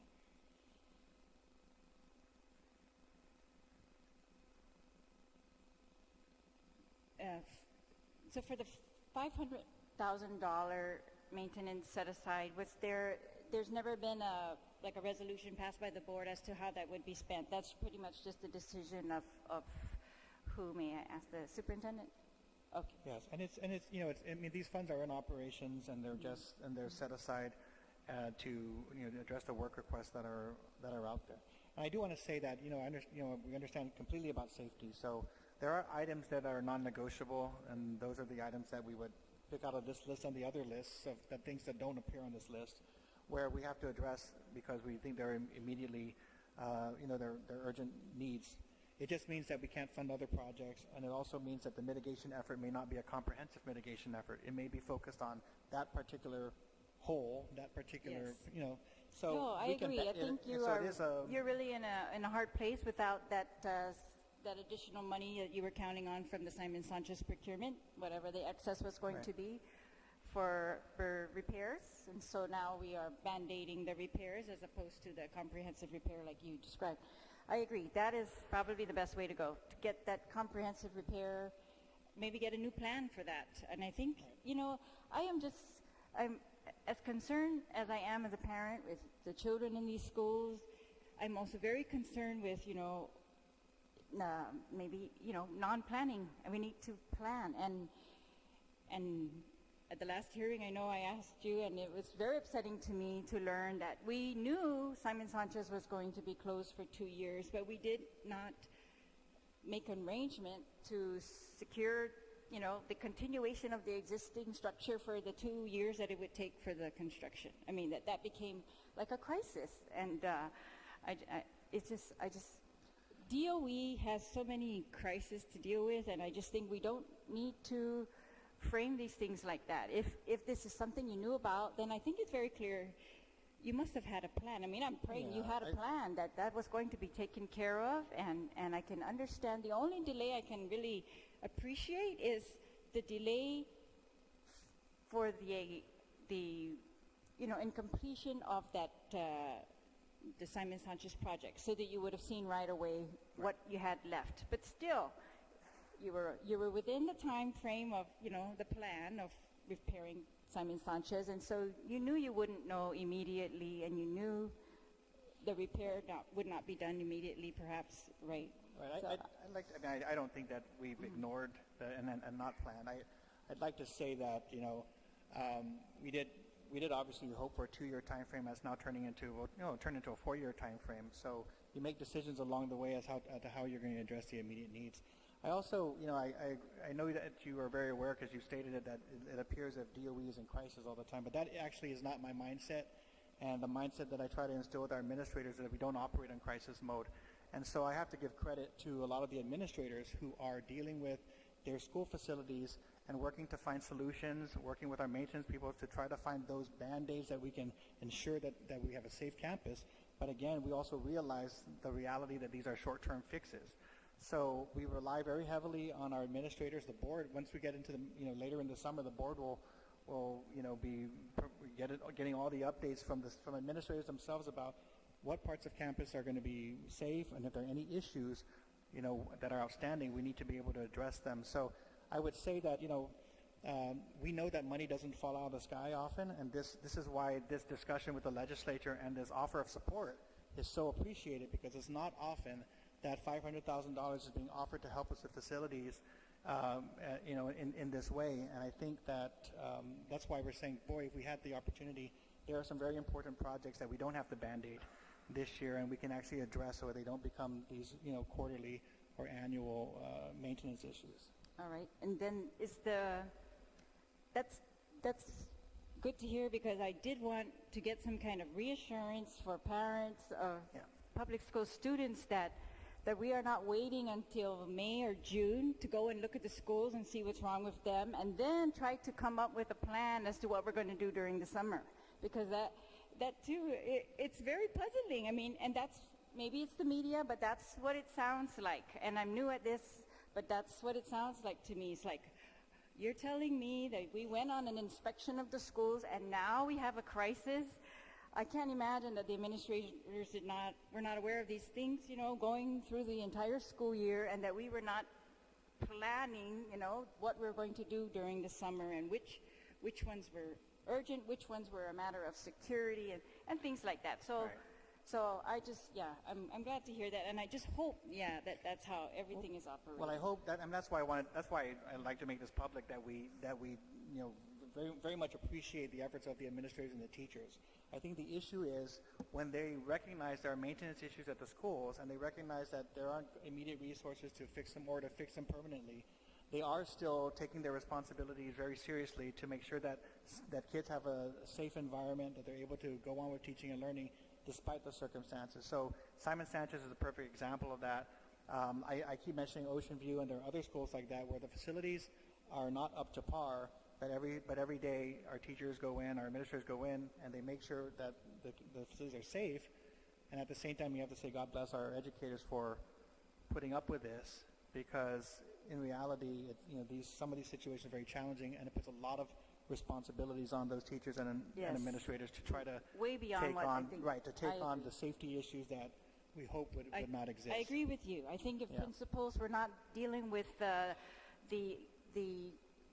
facilities, Right. it's a whole different game we've got going on. Then we can really concentrate on curriculum. We can concentrate on so many, new ideas, things like that. But facilities it's tying down our administrators, our teachers, and even our students, of course, and you. So when you're spending a lot of your time dealing with facilities as opposed to really just education.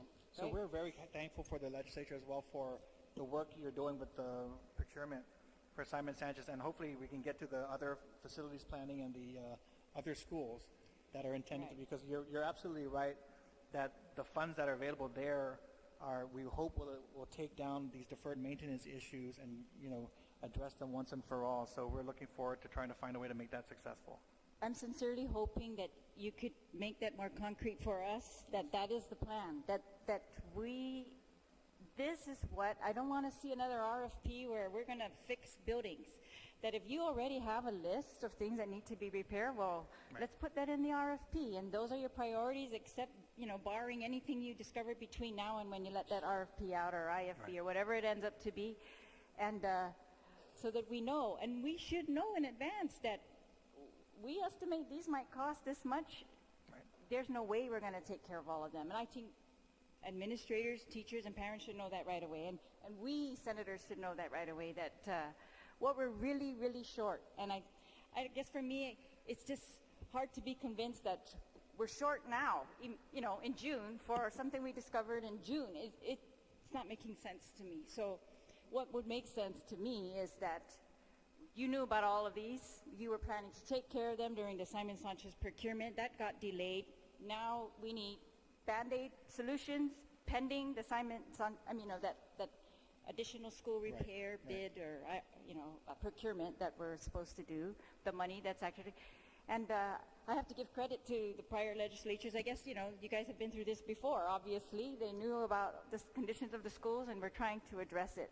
So it's really unfortunate that remedy is not in effect even up to now. And so I hope that we can just do whatever we can to expedite that.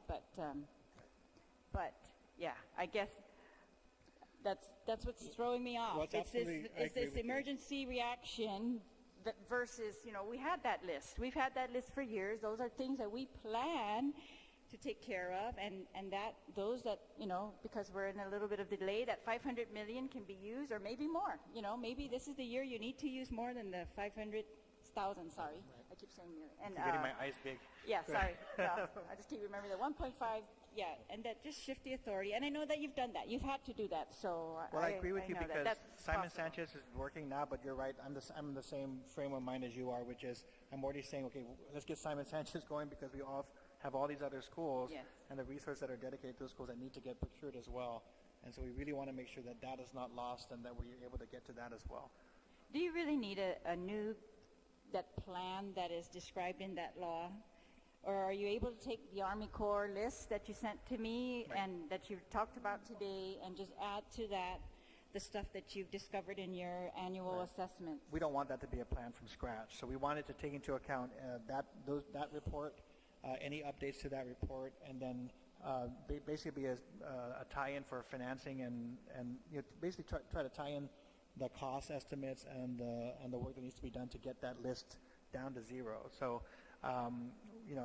we don't intend for it to be let's start from scratch and do our own assessment from scratch and so Well, forth. right now the current procurement, it was from scratch. But it They was a- were it was a- required to make a plan, right? But it was supposed to take into account all the previously, and at that time the plan had just been completed, so it wasn't, it was a very fresh plan that someone could have picked up and then articulated into an investment plan.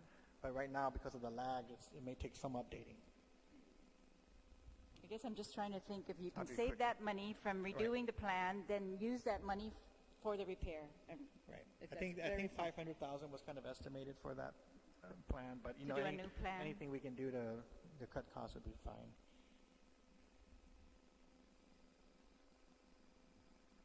Madam Vice Speaker, as you're generating additional questions, I'm going to relay the mic to the floor to someone else, and then I will come back to you. Oh, Okay? okay. And Thank you, Mr. Chair. Senators, if I can just ask us to please isolate our questions to the one proposal based on Speaker Cruz's statement that is presently before us in the allocation of the use of the $430,000.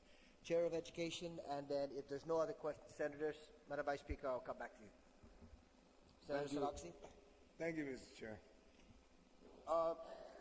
Mr. Superintendent, John, if in fact Bill 87 was to pass, how soon would you be able to exhaust that money or use the money? If Bill 87 were to pass, now is it amended to focus on Simon Sanchez, or Right. if it were to focus on Simon Sanchez, that money will be almost obligated, as soon as the IFB process is complete. We would use that as the funding source, partial funding source for the IFB that is currently out there. So when the governor freed up funds to be able to use, we put out the IFB. The bids are due on July 7th, and they'll be opened on July 10th. So what we would want to do if we had these resources available is basically use that funding to fund that work. Basically, like, just switch the account numbers is what you're saying. Correct, based on and that money. would, because it is within this fiscal year, we would want to make sure we obligated it this fiscal year, and that Simon Sanchez process is already underway as we committed to you to try to get that done as soon as possible. Okay. If you can, Mr. Superintendent, just to be a little bit offside of what the chairman asked, that we stay in line, if you guys can prepare a report, basically what you get every year and how much money you put aside for maintenance, so we can actually visualize it, because I know for a fact you only get 80% of what you asked for, And all that 80% is mainly only operation, and there's almost hardly anything for books or maintenance, and I'd just like to see that numbers. Because I know you guys get a lump sum, and that lump sum doesn't break it down. When we don't get to see how you break down the lump sum. That'd be very interesting to know exactly how it's broken down. And you mentioned you get money from DOI? Am I correct? Well, we get, so there's two sources of funding right now. One is DOI money that comes through the governor's office, and if it comes to the Department of Education, like this 1.5, that's one source. But that goes through the governor, and his office is accountable for the use of those funds. The other source is that we are getting, $1 million every year for 5 years for the facilities work. The DOI is giving us $5 million pursuant to the Army Corps report that they initially sponsored. So right now we also have that source of funding as well. All right, thank you. Thank you very much, Mr. Chairman of Education. Any other senators have questions? Senator Rodriguez and then Senator Nelson. Thank you very much, Mr. Chairman, and thank you to DOE for being here. Mr. Superintendent, my question is for Simon Sanchez. I know you say now that you have an IFB that's out. Is that correct, for the repairs, right? That's correct. Have you looked at perhaps, of course, in coordination with the governor, looking at government-wide and using resources in terms of manpower, with the Port Authority, with the airport, even with us here in the legislature, we have very good maintenance individuals that could take on the work of doing some of the repairs, the restoration of temporary rooms, the painting, barn partition, the installation of mesh wires. The only reason why I ask that is that because you go out for an IFB, you don't know how it's going to end up with the procurement again, right? Of getting these companies to come in and be able to do the work. And I know that we're pressed for time, and this is a priority.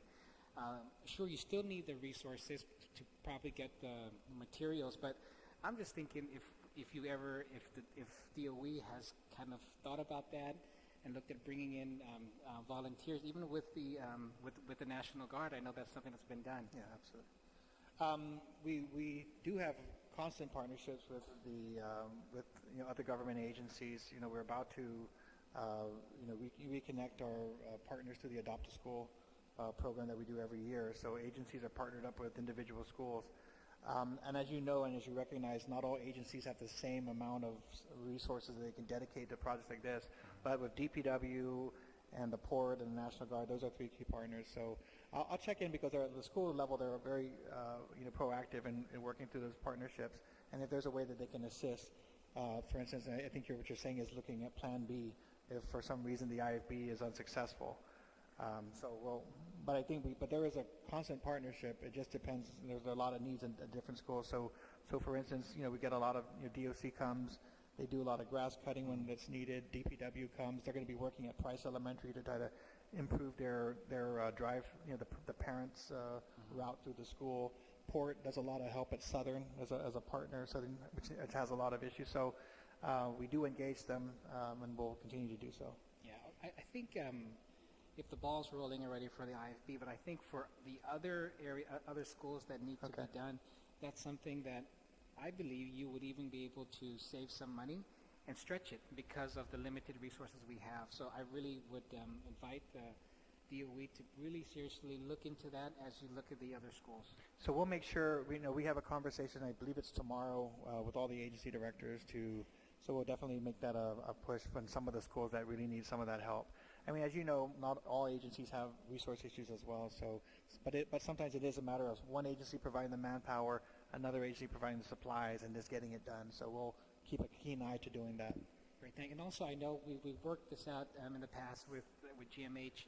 We also got the Guam Contractors Association involved, and I believe they have trainees that this can be a perfect opportunity for them, especially with a short time frame we have before school starts again. Okay. Thank you, Mr. Chair. Right. Thank you very much. Many of those trainees are our students too. So Thank that's a you, good Mr. note. Chair. Senator Nelson, you're recognized. Yes, I do have a question. In 2014, was there a grant awarded to DOE for repairs on Simon Sanchez? Or for any maintenance in 2014? if that's what it is.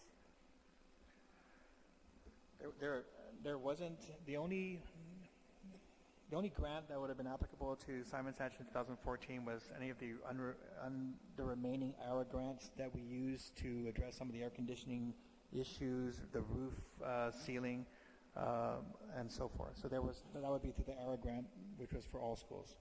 Okay, so I'm not that aware wasn't of, intended to help repair Simon Sanchez. It was Yeah, across the board. across the board, and we dedicated it to some key areas, and so, but not the entire school. I see. Thank you.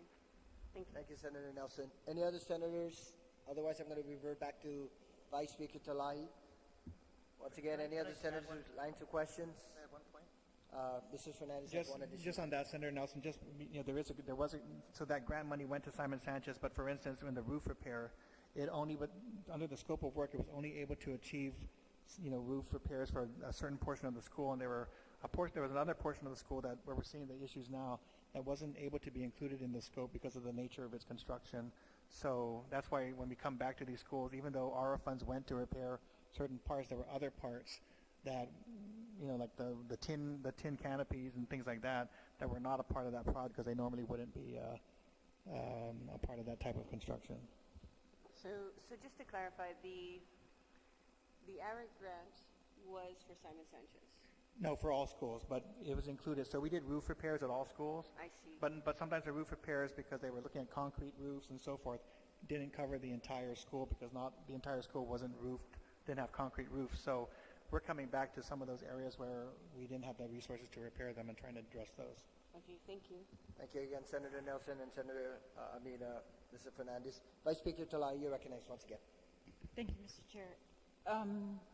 Could you describe the status of the IFB for Simon Sanchez? The status was that it was published, what date? Yes. It's due, the IFB, the bid submissions are due on July 7th, and then bids will be open on July 10th. So shortly after a vendor is selected, we would finalize a contract, secure the performance bond, get the Attorney General and Governor to sign off, and then issue a notice to proceed on the work. Is there money allocated for that in particularly? Is there any money reference or amount referenced in the procurement documents? No? No? We don't typically, so Taling's saying we don't typically include that as a... So have you allocated the 1.5 million for that? So we have a government estimate for what's needed to fund that project. Please, I think she's asking. So the work for Simon Sanchez is included in that IFB scope of work. We've included a government estimate. Did we identify a source of funds or have to identify a source of funds?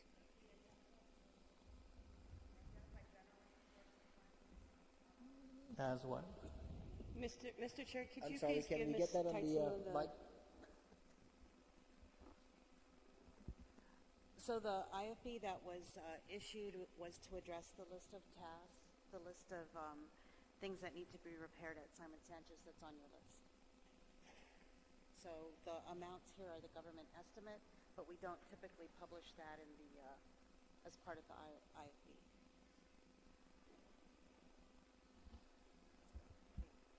Vice Speaker Talai, does that Yes. address your question? Is there any other funding available to spend, I guess, on this on those projects if the 1.5 is not enough? I mean, are you going to use your 500,000 set aside, or are you going to go ask DOA to release some cash? Is there any other possibility? Is there any other area in the government that you've discussed with the governor that money could be used for these projects? I'm not sure what you're asking. So we've identified the source of funds that the governor provided. So we don't have any other source of funds except it would come through our Well, these funds appropriated- came from DOI. Correct. Compact Impact. They were not dedicated to any other place prior. But the funds in this bill they were dedicated for other uses, and so that's why I'm curious, is there any other alternative to funding in case the 1.5 million is short for the immediate repair, this is the immediate repairs for Simon Sanchez, the Band-Aid, right? Or for the other, like, urgent other school projects. You had mentioned earlier $5 million DOI funding that you receive, and also the $500,000 set aside, and also the 61 million that you're still waiting to receive from DOA. So I'm just wondering, are those all available to be spent for this? So if we received our full appropriation and we're able to cover all of the personnel costs, utilities, and all these essentials, and there was a remainder, we would have the authority to use those funds. And as I mentioned, right now we're tracking a TEF issue, which would create a $7 million hole. So we don't feel like we're at liberty to really move a lot of funds out of. We don't know that there would be sufficient funds to cover additional projects. The DOI funds, the $5 million, are dedicated to other projects outside of this list that were identified with DOI and their contractor. So for instance, they're working on the Southern High School canopies and the Southern High School fire alarm system. So those are things that are not on our list because they're separate, and so we didn't include that as part of this list. But the DOI funds go through an approval process and a regulatory approval process before they get approved. So if we were to try to redirect them, it would take a negotiation with DOI as well as, I'm sure, the regulatory processes that are involved to get that shifted. So that's not an easy shift of funds. All right.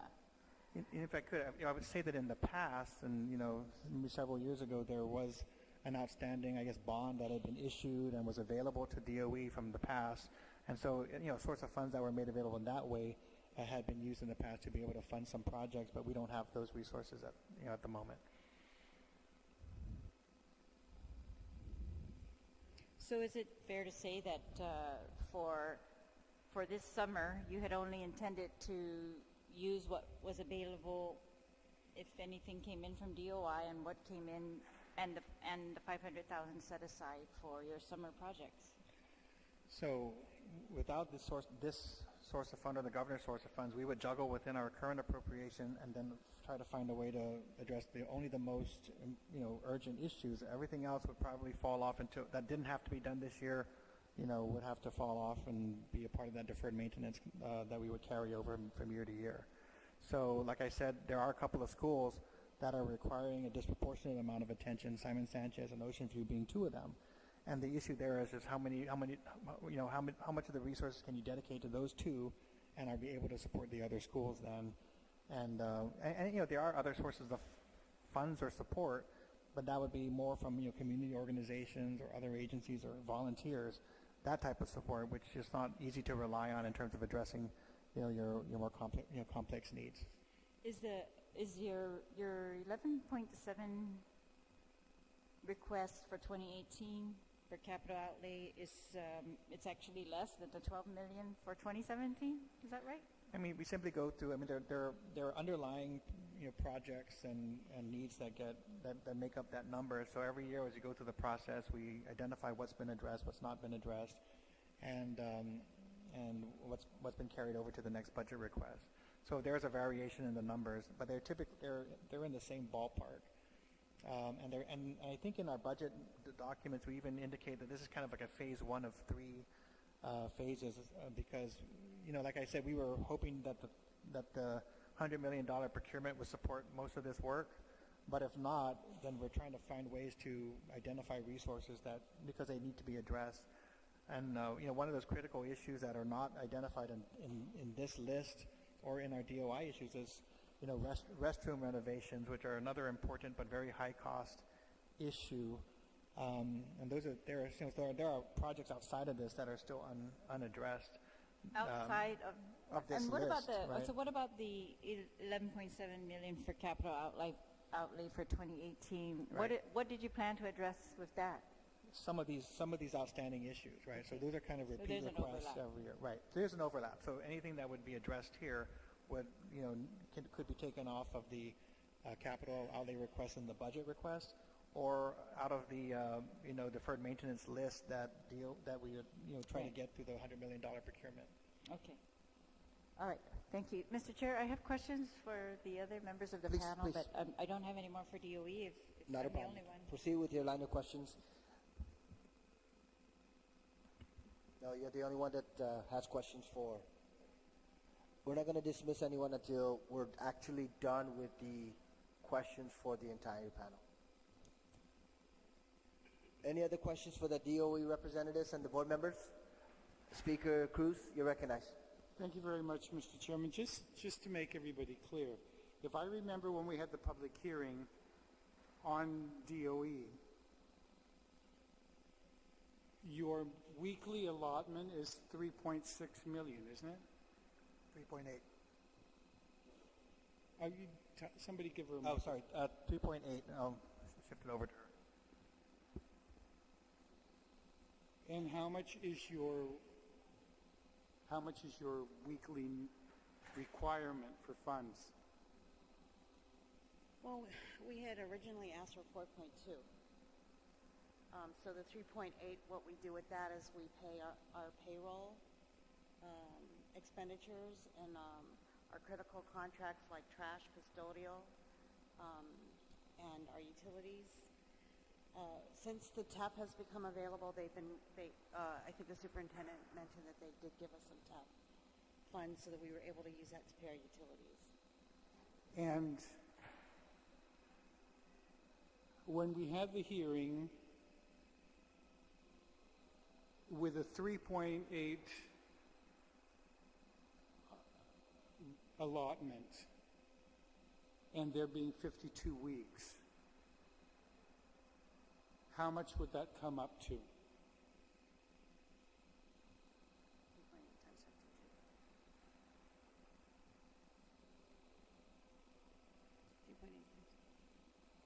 I'll have to use calculator, sir, sorry.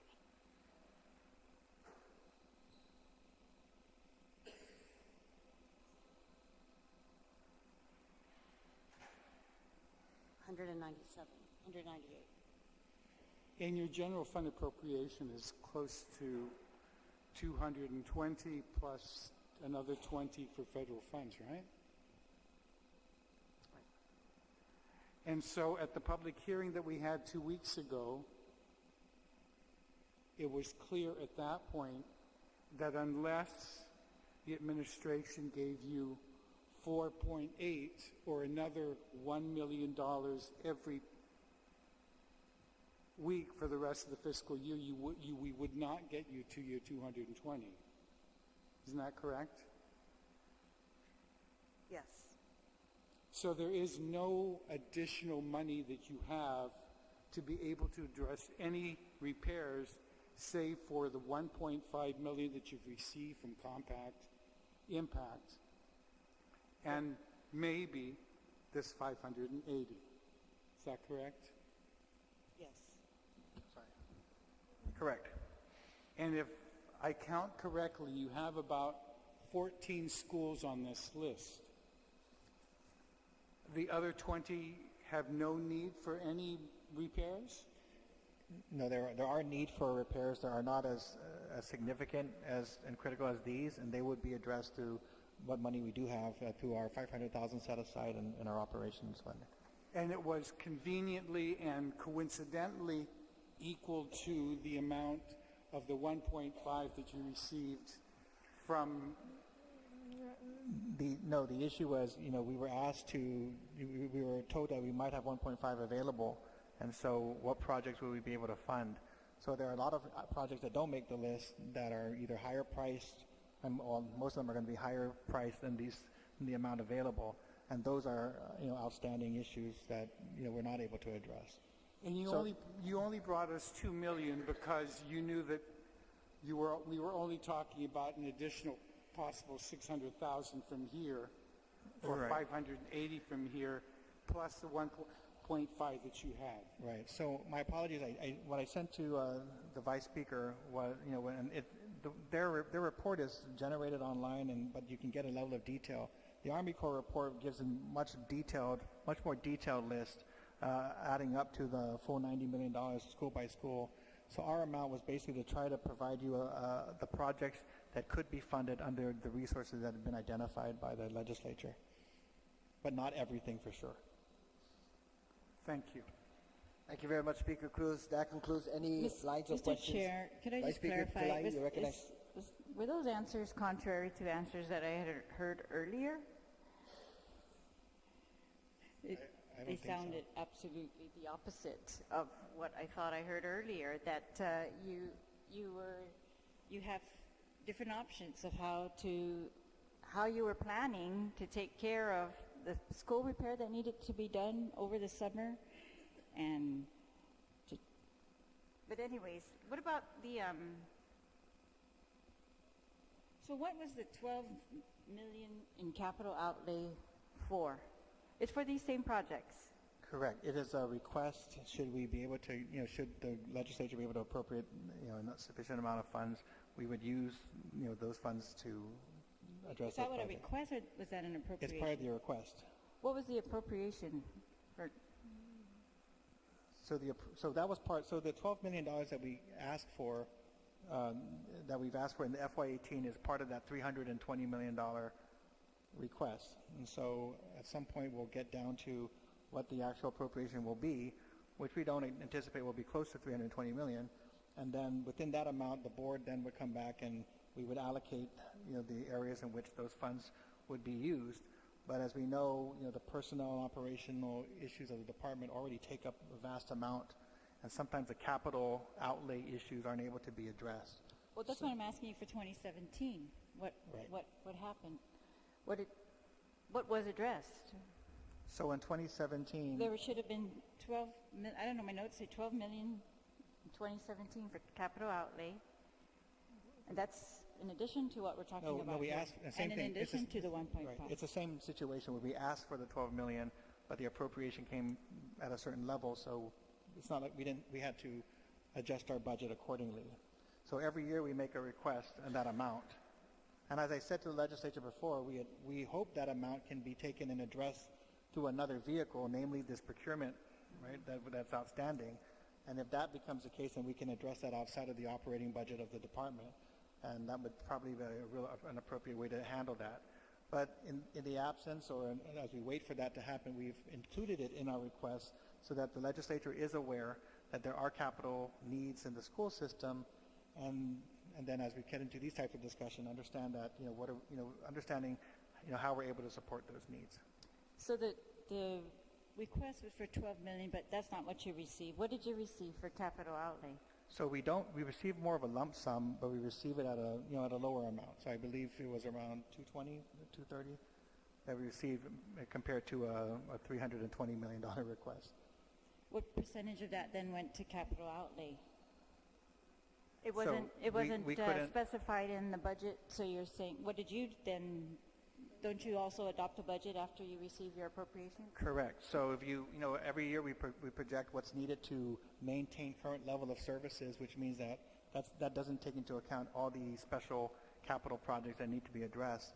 So every year we project for the legislature and the governor what it will take to cover the personnel costs for the employees in the department, what it will take to cover the operational costs. After you received your appropriation, that was not the same as what you had requested. What did you decide would be spent on capital outlay? Right. So once you get to that, so already the current level of services exceeds the appropriation. So what typically happens is that the legislature gives us the flexibility to move the money around, and then we have to monitor what cash actually comes in to support our spending plan. And so what typically happens is, based on the cash that's available, we're able to address these items on the list, but because we've had this cash situation, we aren't able to fully, meet the needs of our school system. So, But did you make it? Don't you plan then for the year after you receive your appropriation level, your amount from the budget bill? Don't you then make a plan as to Right. how much you're going to spend in capital outlay? yes, and we Or do. are you telling me out of your 12 million requests, you set aside $500,000 for capital outlay. Is that the Well, same? I guess what I'm telling you is that every year we know what it'll take to maintain our automobile, but if we don't get enough resources, we're not able to spend. So what did you set aside? So we basically fund the urgent maintenance needs of the schools and try to make sure that we have safe campuses. So that's how we prioritize. So every on a regular basis, we maintain have all an of the amount? work requests.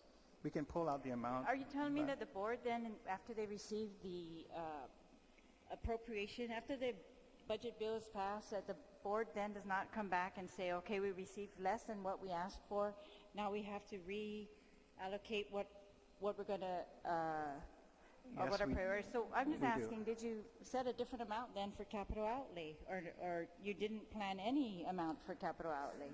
Right. Typically, we can go back and look at the resolution, but I mean, I think typically what happens in the So reality by of our board budget day. resolution, Yeah. they set aside an amount for capital outlay. We can provide that. Yeah, I'd like to know what that is, because like I said, I want to assure the parents of these schools that we are planning for this, that we know we need to take care of the schools, we know maintenance is, that we're not acting ridiculous, that we are not even going to plan for maintenance of the schools during the school year. And it's not the issue of planning. I think the issue is that the plan without resources is only a plan, and I think that's been our challenge. So as we've tried That's to... a challenge that you might have known about it 1 year ago, but that's what I'm And- saying about the crisis situation, you know, that if we knew about it a year ago, we could have handled this very calmly a year ago. Well, I'm not trying to, to say that it's a crisis. I mean, if the money's not available, we'll come back to the legislature and say which of these items on the list won't be funded, and whether it's the issue with whether we're getting cash release from the administration or whether we're not able to receive this further support from the legislature, it'll be in black and white. What can be funded, what can't be funded, and at what cost. And I think all I need to know for my purposes and for the department's purposes is what will be made available, so we can then start to figure out what on this list can be addressed and what we'll have to wait till And I'm next just trying year. to figure out, what did the department plan to take care of this school year? What was urgent for them in the beginning of the school year? What did they accomplish during the school year to take care of regarding these very, very crucial items in our schools, our safety items, as you've discussed? I don't want to know. I just think that creates this, partnership that we can trust that, yeah, they are being very diligent and taking care of these things as we go along, and that we're not closing our eyes until the end and then doing an assessment in June that tells us in June we have an emergency. That I'm praying that you're going to give me another answer, that this was planned out by the board, hopefully in the beginning of the new fiscal year, seeing a reduced budget amount. I understand your budget was reduced from your request, and so that's what I want to know. How did you deal with that? How then did you deal with that? And was there any money set aside for capital outlay going forward for the fiscal year that we're in? Right, And how much was spent? And now we've got an additional 1.5, and I know I'm hoping you're not going to tell me that it was only $500,000 out No, of sir. a $12 million request. Is it? No. I mean, the $12 million for capital outlay are those costs that we typically aren't able to cover. So to the extent, and this is not the only list. I mean, this is only a portion of the list. So to be honest, we are happy to have federal assistance where we're able to get federal assistance to use those funds, because that's been probably the main source of funds for most of our capital improvements over the past 5 or 6 years. ARA funds, the DOI funds, and the supplemental compact impact funds. Those have been the main source of facility investments. Everything else is more about the ongoing repair, but not at the level that we're asking for here, where it takes more money to really deal in a more comprehensive manner with some of these issues. So you'll see, you'll go through our schools and you'll see a patched up canopy or a patched up fence or a patched up I've gutter. seen. I have Exactly. seen. It's that not the question. Right. The question, I just want to know. The, So you spent, in addition, was there any money spent from your budget for maintenance, or was it all from DOI funding, I guess? So No, we absolutely do. We do spend, So we have a maintenance division. We have supplies that are purchased. We have services that are issued to vendors to maintain our schools. But those are resources, and we don't have the resources to repair an entire canopy or to install new I guess, canopies. yeah, so that's what I want to know. So Right. did the board make that determination in the beginning of the fiscal year that there was no money there to repair any of these schools throughout the year? And we're back, is that where we are? And that's where we are today. Well, I'm saying that when you get down to it, at the beginning of the year, when you realize your appropriation, your Correct. backlog, and your potential cash issues, what ends up happening is you don't have a lot of money for maintenance, so you end Right. up So that's paying- all I'm asking. Well, When end you up paying to realize pa- that, Right, yes, but you end what up- did they but then you- decide? Right, so what's left is to be able to address within those resources the maintenance needs of the schools, which are identified by the schools. They identify these every year, but those typically aren't able to be addressed. I understand. Right, no, I understand. So what is not on this list are the smaller repairs and things that you need to keep the schools going. So, Does any member of the board, or Tulling, do you remember what the board set aside for capital outlay for fiscal year 2018, or 17, which we are in, and of that amount, have they spent it all? There wasn't sufficient dollars to provide any real amounts for capital outlay. So we get the budget. There's right off the top, you take what the legislature has appropriated for library books, for Healthy Future, and then we fund warm bodies, our school staffs. We fund our critical contracts, like our trash pickups, our custodial. A lot of our maintenance work is done by contractors, our AC repair, and then we set aside materials for our maintenance department. And by the end of that, there isn't a lot of money left over for these major projects that are on this list. So the board, when we get the appropriation, we go back to the board. They work with the management team. They adopt a spending priority in resolution form that comes back to the legislature. So the legislature can see how the board has determined how to use the funds that were made available. So if I look at that, am I going to see any capital outlay provision there or not? I guess, yeah. Vice Speaker Terlaye, we pretty much are counting on the administration, meaning the superintendent and their subordinates, to advise the board what are the priorities in all categories. So that's how we make those determinations, to feel what are the based on the funding. We can ask for the sky, but we know the reality is you ain't going to get the sky. You're going to get only an amount, and you have, after the budget has been passed, then we have to work within that allotment. Within that budget, and then you're going to have to work again, waiting for the allotment distribution. Yes, I understand. It's very challenging, and I just want to know, what then, we still have to plan regardless of the challenges of cash, We regardless agree. of the We challenges agree. of cuts, and so I just want to know if it's at all possible. I guess I'm looking forward, right? We can't look backward anymore, but I would like to look forward that this is not going to happen again, that, it just looks like a crisis. So I'm trying to see what can we do differently in 2018 that would say, I guess I'm going to go look at the resolution and see if there's any money that gets set aside for capital outlay. And then we can expect, right, parents can expect regular maintenance of the schools and some big projects, right, that are included in this list. Like you said, these are the same list that we're looking at today. And because, maybe, I don't know, whatever happened in the last fiscal year, you were not able to use that money, and then the Simon Chancellor's procurement got delayed, you were not able to use that money, and so what you've got now is your operations fund, the $500,000, or whatever more you want to dedicate to it, right? And plus the $5 million and the $1.5 million now, right? So so, all right. I mean, Senator, I think I understand. Yes, what this list is for here, if these resources are available, and a portion already are, these are the projects that will be done and will be different from this at this point next year, looking back, these will have been addressed with the resources, and that's our commitment. We can provide the information as well with DOI, what's being addressed through those funds as well. But, once the funds are available and are dedicated to road projects, and we'll get those done.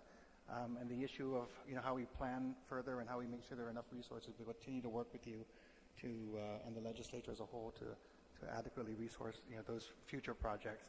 And we're excited, again, as you've mentioned, if we can get the procurement for the remaining stream of funds that, after Simon Sanchez is done, that will go a long way towards addressing much of the needs that have been identified over and over, in these discussions. Would that reduce your request for 11.7 million for capital outlay in fiscal year 2018? Absolutely.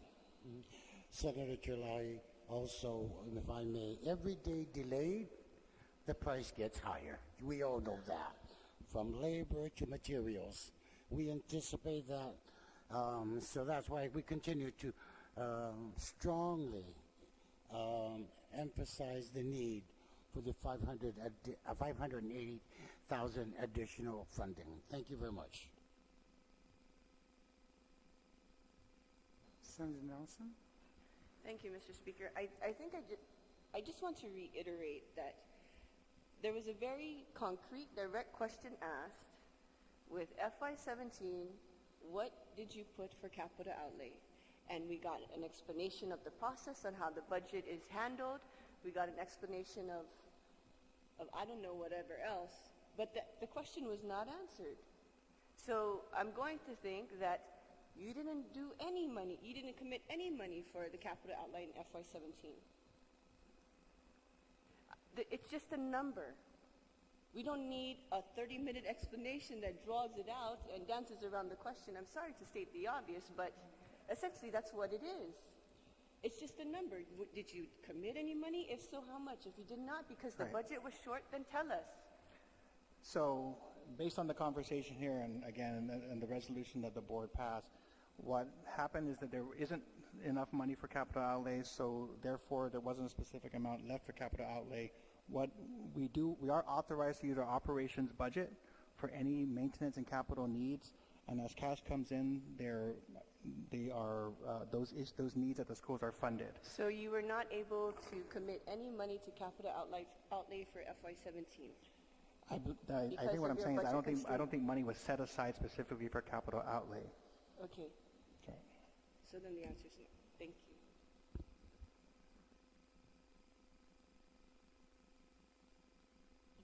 Any further questions?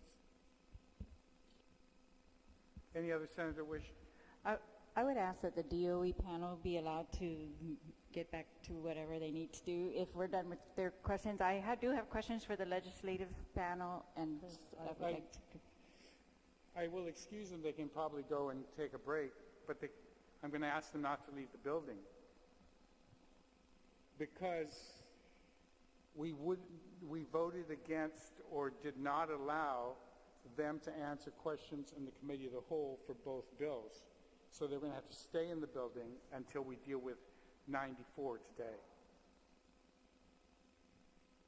We're staying in session under the standing rules until 10 o'clock tonight. We'll finish.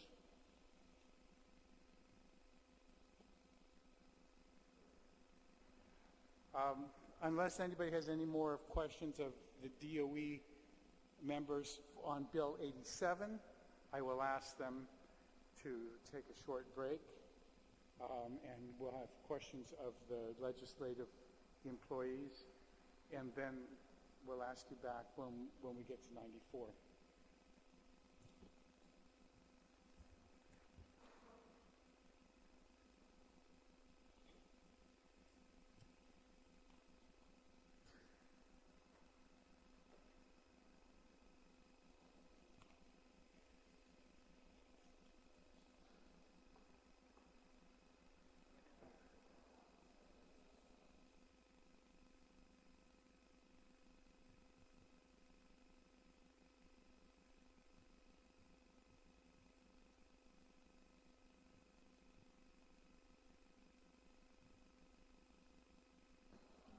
Madam Vice Speaker, we're still convened, and I believe you wanted questions of the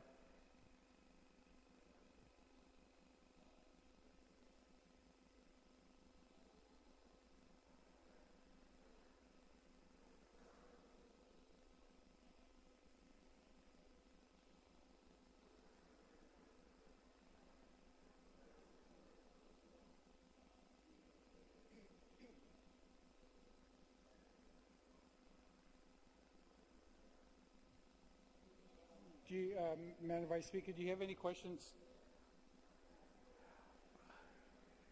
We'll go off the record for a few seconds.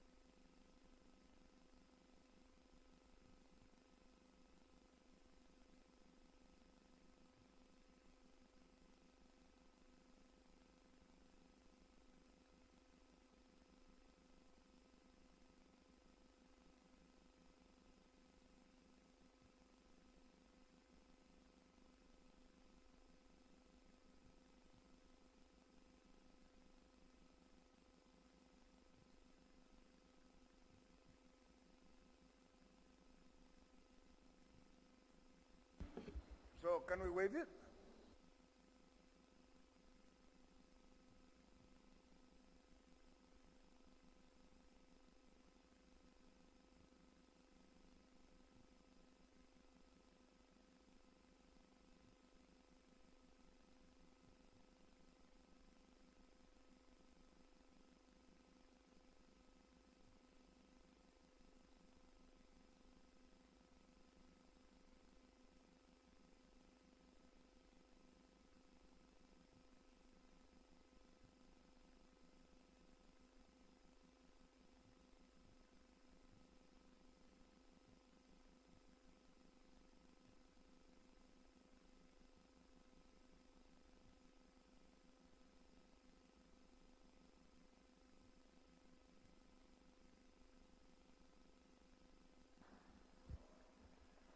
The Committee of the Whole is reconvenes.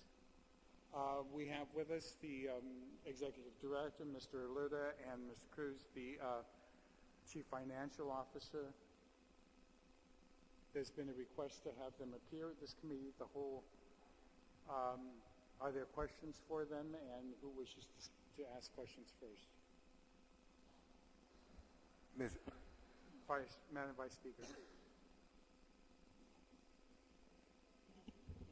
Thank you, Mr.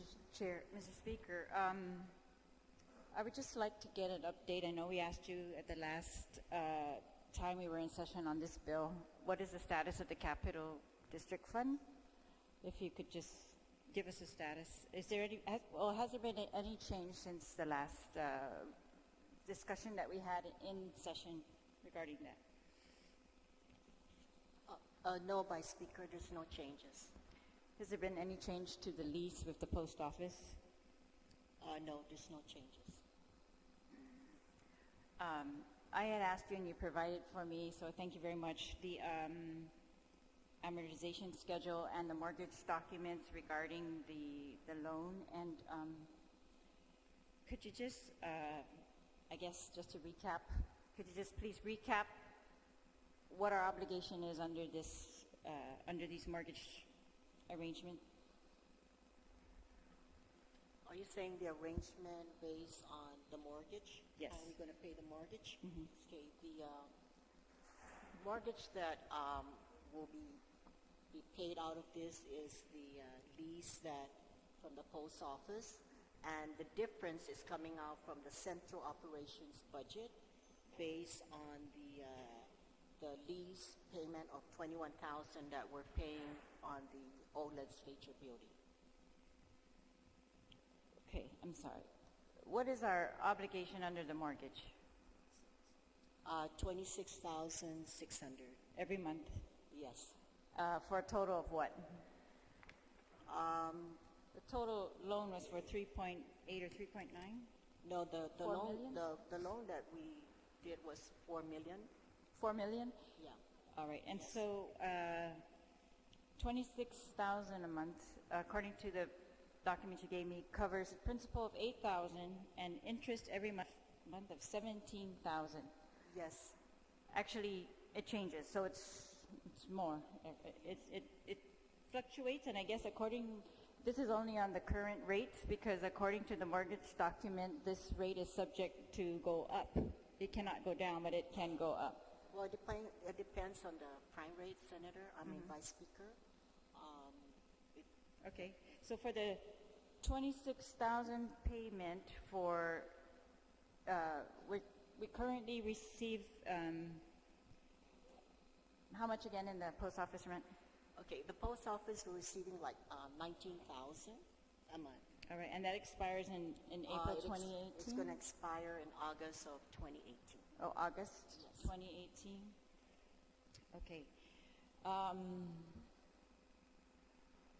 So currently, the rent from the post office does not meet this amount, and so we're supplementing the post office rent with operations money from the legislature to pay for the mortgage, correct? Yes. Okay, and at the end of this loan, obviously we will have repaid the principal of $4 million. how much in interest will we have paid at this rate? Well, I don't have that right now, Vice Speaker. I gave it to you. I spoke to Kevin, because I know you asked me for, if we apply the 400-some thousand to the principal, what impact will that be?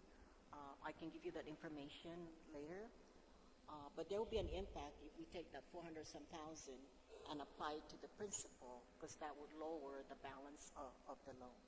Well, from this amortization schedule that you gave me, that if we stuck with the current minimum interest rate,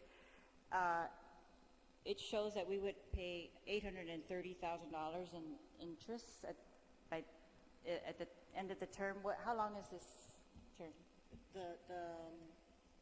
The loan is going to be up to 2034, if I'm not mistaken. Right now, you only have up to 2020, based on when Bank of Guam provided me that information. Oh, wait. So what do you mean by 2034? No, if the loan, the term of, if you look at the loan documents that I gave you, I think we're going like 200 and some months.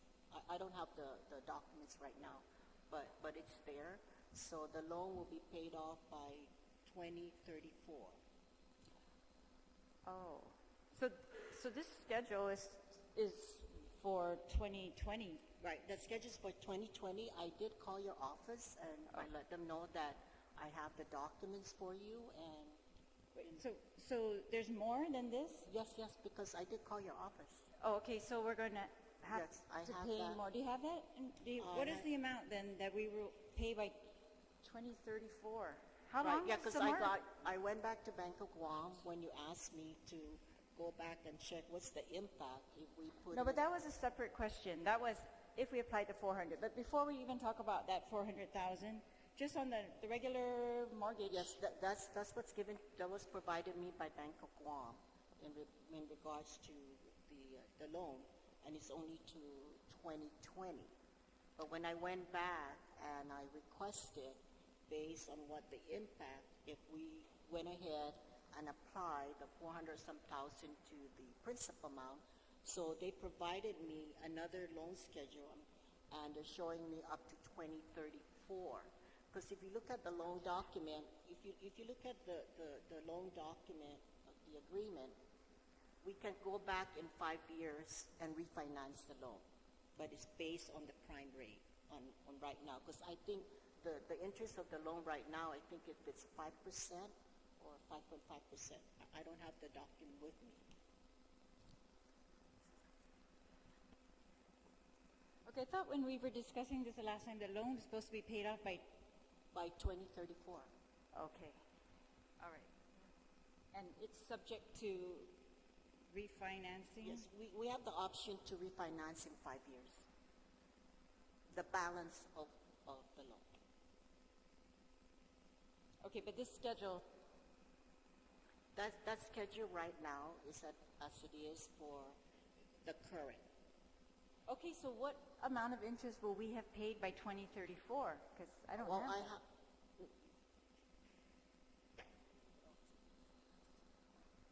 Vice Speaker, I have that information in my office. Like I said, I did call your office, and I let them know that I have that information to please call me if you're available. I did call, and I never received a call back. It's probably we So were in just session to let yesterday. you know, Yes, yeah. so, well, we need that today. This is Okay, what we're talking about. yeah, Is it possible to get it? I mean, I just want to know, it's the same question I asked you before. What is our liability? How long is our liability? How are we going to pay that off, between now and 2034 now? I'm confused, I guess, by that date.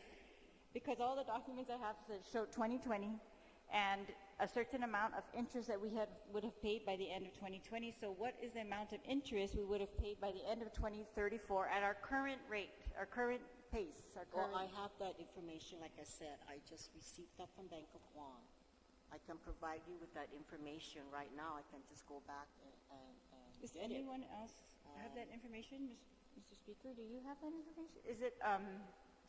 Is it more I was than? not the court chair last know, term nor this term, and not been made privy to those documents. Mr. Chair, if I may, I'm over here, Mr. Chair, I'll raise my hand. Since the CFO has already said that she has it right here, and since her office is right about 40 feet down, if we want that information, I just suggest that she just go to her office and get it. Okay, I'll be right back. Take a short recess for if people need to go take a nature break.